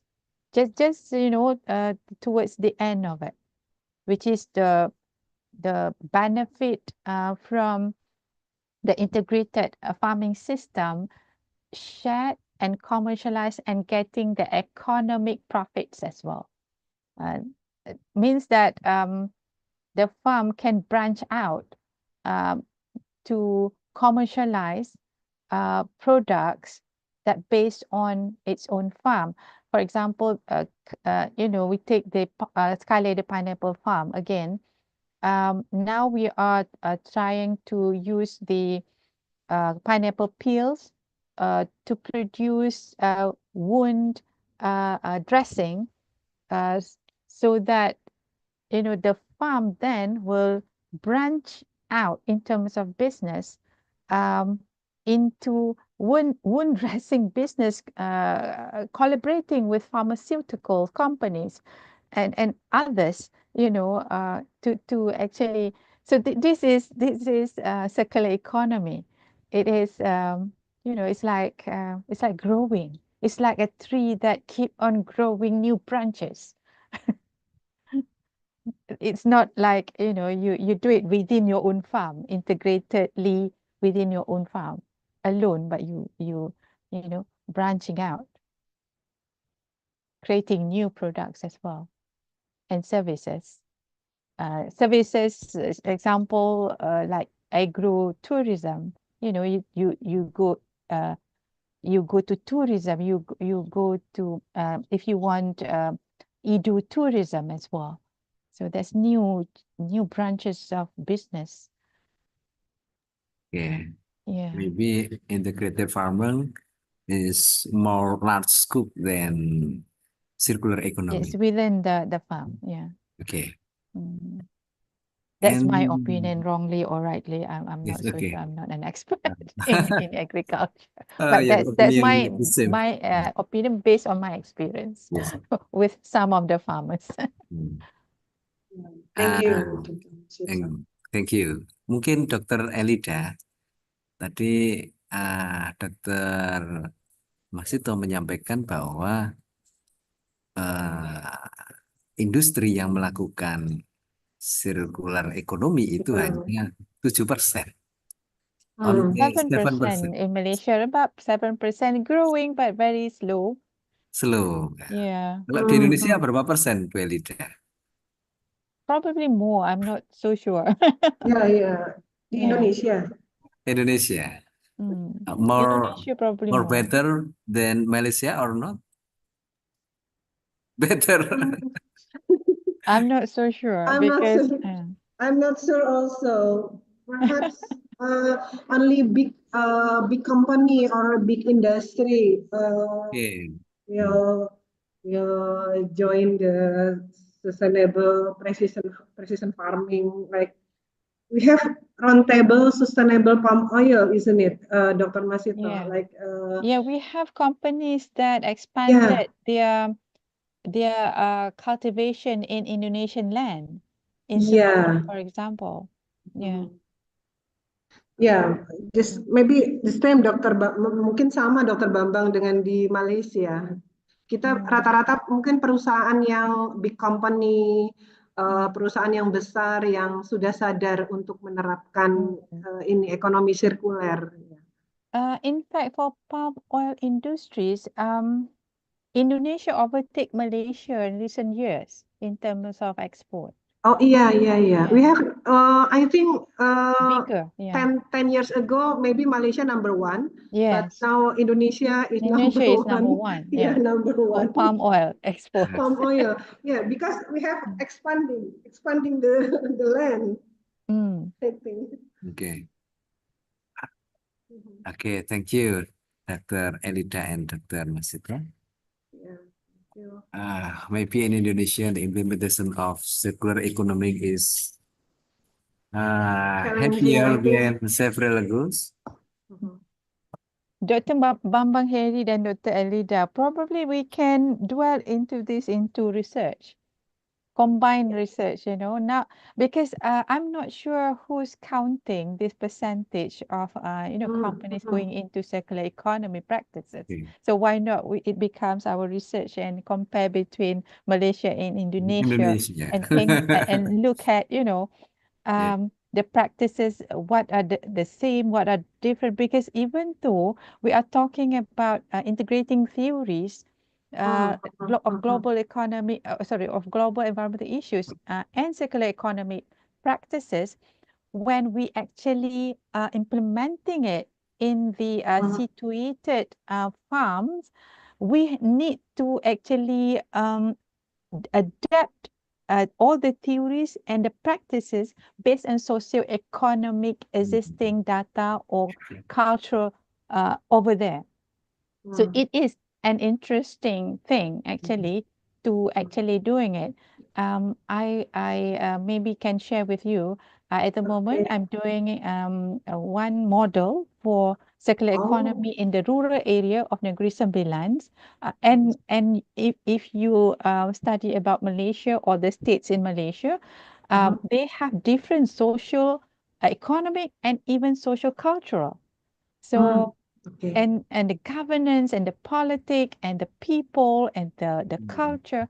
So see, when I'm doing it for Negeri Sembilan rural area, even in Negeri Sembilan for the town or the city areas are different. So see, I cannot take the same model that I am doing for Kuala Lumpur city and the Seremban. Seremban is a capital city of Negeri Sembilan, to the rural areas. So I need to do another baseline studies of the villages, the people, the acceptance studies of the criteria of circular economic practices, because we need to make it sustainable. So we need to empower the people, the local people, the villagers, using platforms such as a village committee members, or even a mosque as a center, one-stop center for them to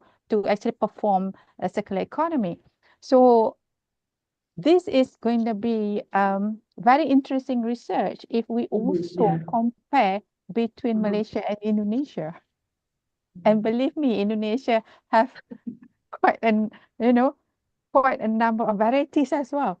With the scattered islands in Indonesia, with a different culture, even you have different language spoken Different language, different by the culture people. also.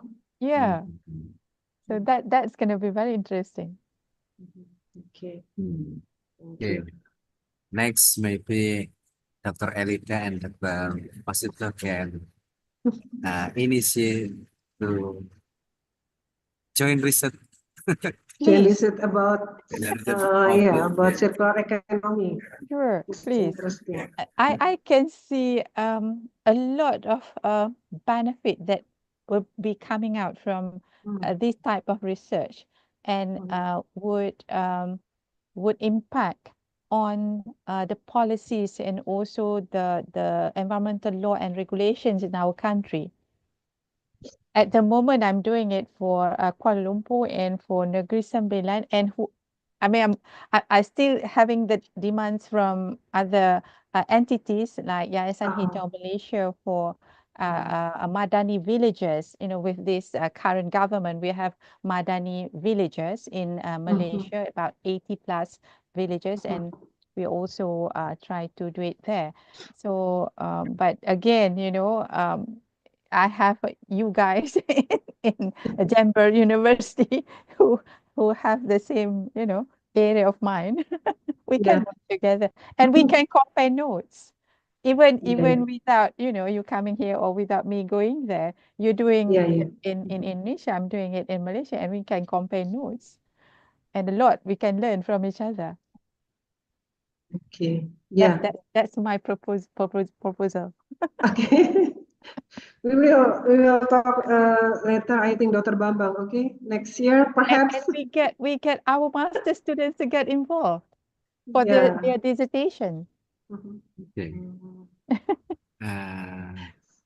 This is open to change recent with your student come here to Indonesia, our student Mhm. go to Malaysia to research Yes. about the implementation of economic circular. Mhm. And this is interesting for Via. Okay. Very. Yeah. Hmm. Okay, maybe we have 4 minutes. Maybe another question from student, I think. Saya belum ini nih dari mahasiswa. Ayo silakan satu orang. Kita masih ada waktu 4 menit. Silakan yang akan bertanya. Mbak Dayang, siapa? Mbak Fai itu siapa? Silakan. Kita masih ada waktu 4 menit sebelum berakhir diskusinya.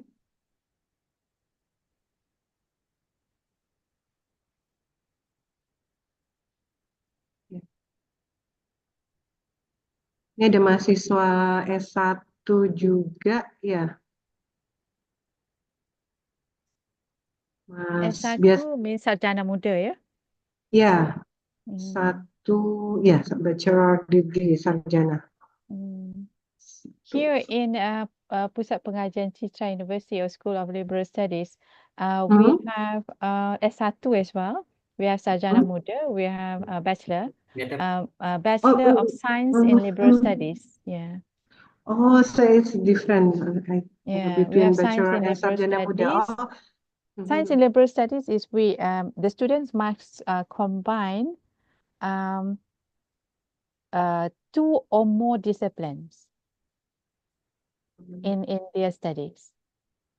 And they need to create their own curriculum in combining it. Of course, we have appointed a mentor for each one of them to do that, to help them doing it. But they need to involve in curriculum development of their own study.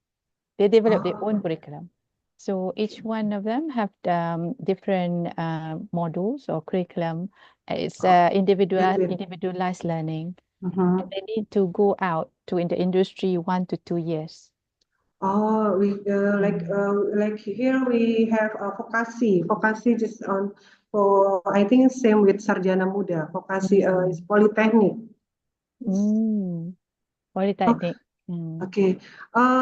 Dr. Masito, we have one question here in chat in chat room. I somehow cannot go to the chat. Okay. I I hide the will. button, but now I cannot find where the button that I hide, because if I didn't hide the button, my slides. It's okay. Yeah. I will read for Yeah. you. Can you read it for me? Sorry. I couldn't find the button now. Okay, this is about water conservation policy. It's Indonesia. Okay. Let's just read first. We have some policy about water conservation in Indonesia, like water recycling or rainwater management, rainwater harvesting, perhaps like maybe you know rainwater harvesting management. Compared to circular economy principles, what do you think this policy? Because this policy can reduce dependence on natural water resource, and maybe what challenges we are facing by adopting this technology in a national scale. So this is the first question. Maybe you can answer first, because there is another question. Okay. So I answered this one first. For the water conservation policies that you have mentioned, I think that is very good. Very good. In Malaysia also, we have the same policies for water conservations.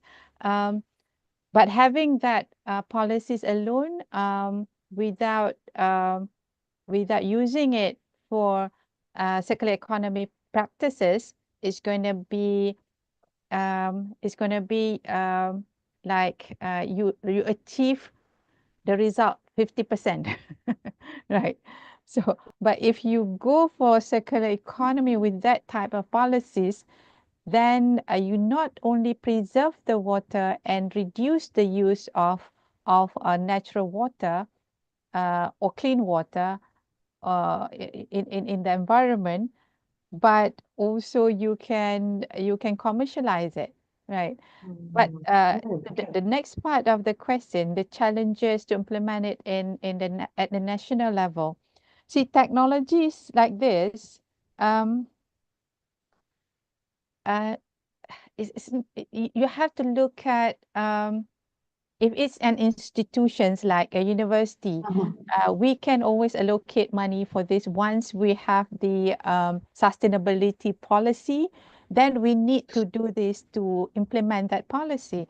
But when my task at the moment, looking at the villages in Negeri Sembilan, I have to talk to the, you know, in Malaysia we have who left in villages of those old folks, you know, like nenek, kakek, you know, nenek, datuk. So talking circular economy with them and trying to make them participate. That is difficult. So at the national level, first, because of this technology is costly. One, depends on where you want to implement it. If it's in village, see, no villagers want it to be charged. You see, we have to create a different model of circular economy based on socio-economic, cultural, and politics of that particular location and people who we're dealing with. So now I'm thinking for the Negeri Sembilan rural areas, see, I cannot charge them. I cannot ask the government to charge them because it doesn't work like that. You know, it doesn't work like that. So I need to calculate the cost and the benefits of circular economy in another way, which is I have to convince the government of Negeri Sembilan that the perolehan or the procurement from you know, the profit that you can obtain from this project is not monetary. The profit that you can obtain from this project is the reduction of the cost, that in the first place you have to spend this much, and because of the circular economy you reduced this much, not that you gaining from the customer or the consumer from the village. So these are the things that I'm talking about earlier, that when you implement circular economy, you have to look at the location. In the first place, you have to study you have to know the basic data. You need to do a kajian garis dasar, meaning that the baseline study of the social, cultural, economy, and the politics of the current status quo that you have over there. That's the challenge at the national level. That's the challenge, the cost of the technology, and also the baseline data that you have in different location. You have a different baseline data that you need to work with, so that the circular economy model that you want to implement is acceptable, is implementable, is sustainable. So that is the challenges. That's the challenges that we face, at least me and my group face in Malaysia in doing this work. I'm not an expert in Indonesia, but I believe that will be almost the same. Yeah. Yeah. I think so. Yeah. So the application of circular economy is not only related to technology, but I think it's also related to politics, social culture, and also economic background. Yeah. So this is the second question, and I think this is the last question from Mbak Fai, from my student, Fai Reza. What is the role of industry and community sector in supporting a circular economy for more sustainable water management in Indonesia? Okay, maybe in Malaysia, I think, because we have a lack of public awareness and maybe some fragmentation about existing policy, and how can this community can give initiative, yeah, like groundwater conservation and another initiative program in community level. Okay. You can, okay, this one. Okay. So You can can- I you answer can this say. one first before I Yeah, yeah. forget? Okay. Okay, this is So- last, I think. I All hope. right. So the role of community, is it? Yeah, the role of industry, the main role of industry and a community. Okay. Industry and community. Right. Community sectors. See, so I've learned when I have to do this work in Malaysia, of course, we have learned from other parts of the world as well. So if I may share that what we have learned from the city of Canberra in Australia. So in order for us to implement the circular economy practice in certain location or any particular community areas, there's one is a baseline study that you have to do. Another challenging thing is for you to engage the stakeholders. Mentioning about stakeholders, of course, you cannot run away from the industries that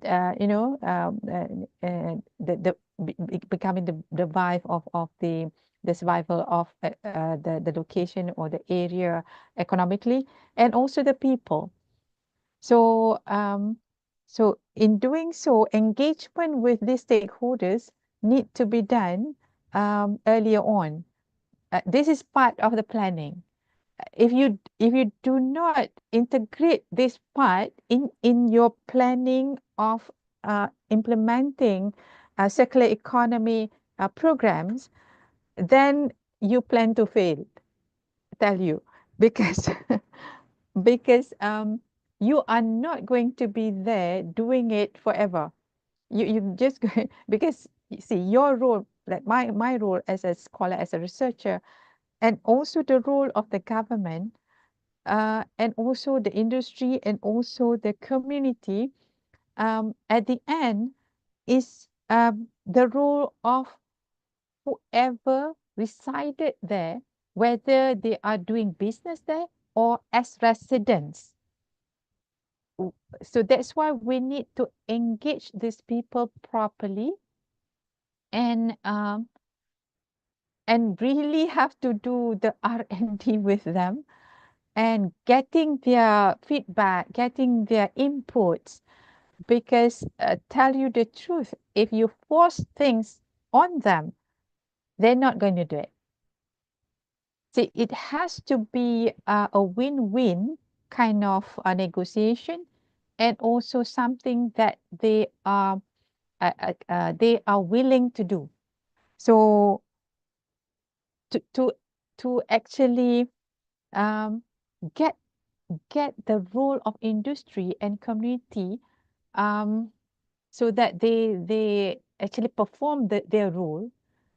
It is not an easy thing to do, and a number of projects in Malaysia failed at this stage. See, we have pilot projects, some of the community areas, and we put all the facilities, but then it fails. For example, we put the facilities for solid waste disposal, for communities, for recycling, but we get other stakeholders like industries also dump their waste, industrial waste, in that place. So it's going to be a problem. And rumah sampah, or the solid waste center that we built, if it is not properly managed, you got complaints from the residents because of the smell, because of this and that. Why? Because you put it there, and then you put a contractor to manage it, and then when you have a problem with the contractors, the residents don't feel that it is their responsibility to clean it up or to actually manage it, because that is they were in the first place were not participating in that project. So we have learned that we have learned through many failures. So what I'm doing now, I'm taking that failures into considerations, and I'm getting it for my baseline studies. I'm getting the industry and also the community at that particular place to be involved in the project firsthand from the start. This is really important. Otherwise, you cannot obtain the role of the industry and the community sustainably. You cannot leave it to them later on and they will continue doing it. They will not, if you are not involving them in the start, from the start of the project. So that's what we learned. That's one.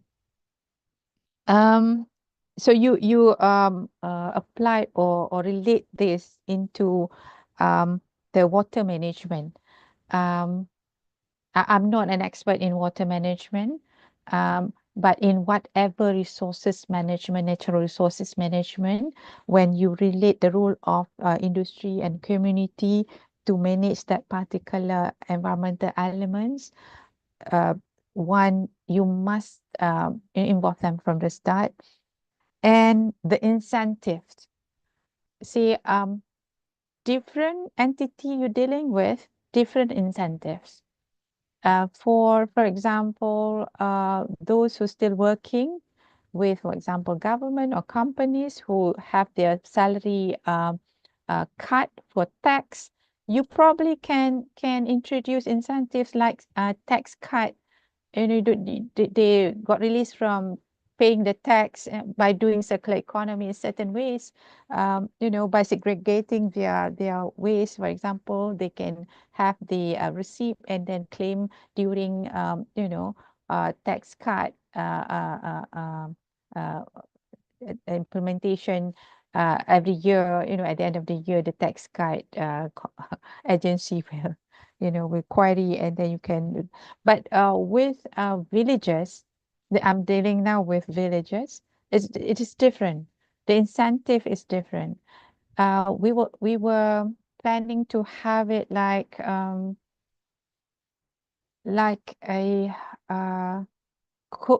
cooperation.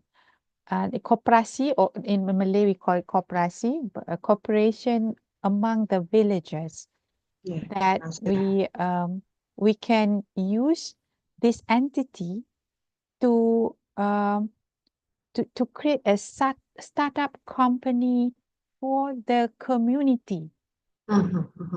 Small. So they will small obtain industry. some profits. And they would be willing to sustain the circular economy practice in their community because they profit from this practice. That's what we are thinking. So that's about incentive. I hope somewhat I cover the question that asked. Hopefully, I'm not an expert in Indonesia, but I'm telling it from the Malaysian side. Okay, thank you, Dr. Masito. Thank you.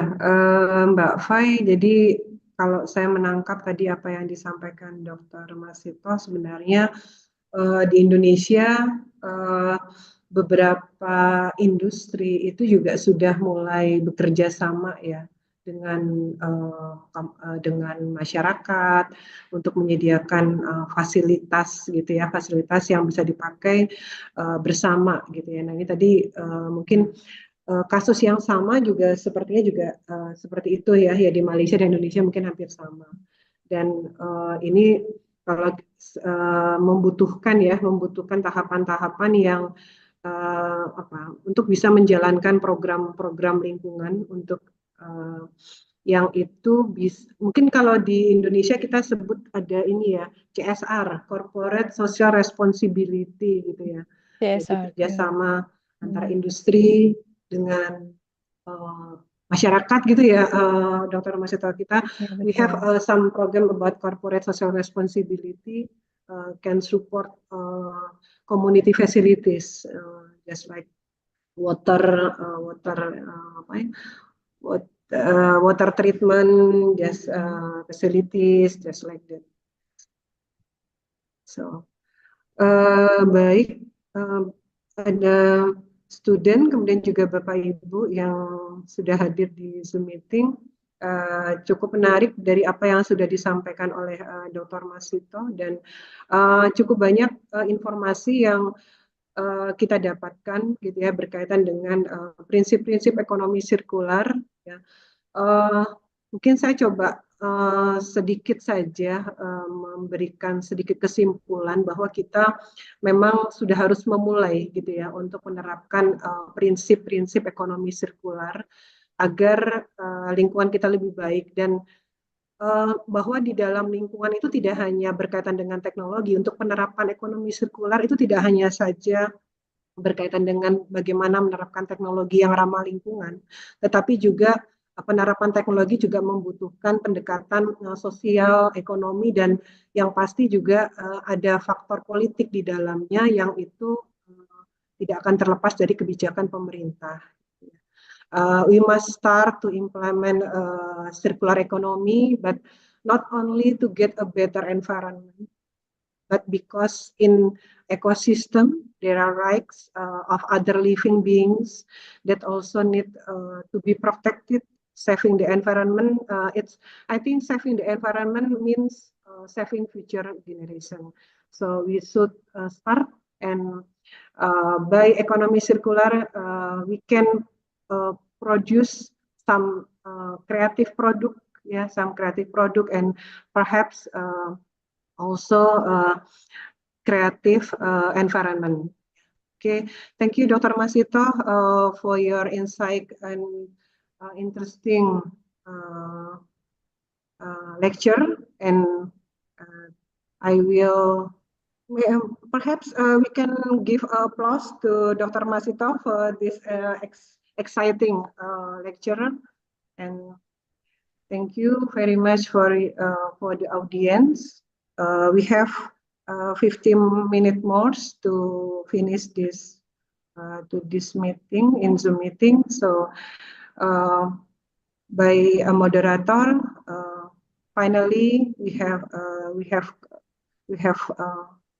some conclusion about a circular economy, and we have started to implement this circular economy implementation. So please, Dr. Nidia. Dr. Nidia, okay. Thank you very much, Ibu. Okay, thank you, Dr. Masito. Thank you. Very Terima fruitful kasih. discussion. Enlightening. Okay, Dr. Very Nidia, happy. I'm looking for you. Oke, Please thank keep you. in Terima touch. kasih. Terima kasih.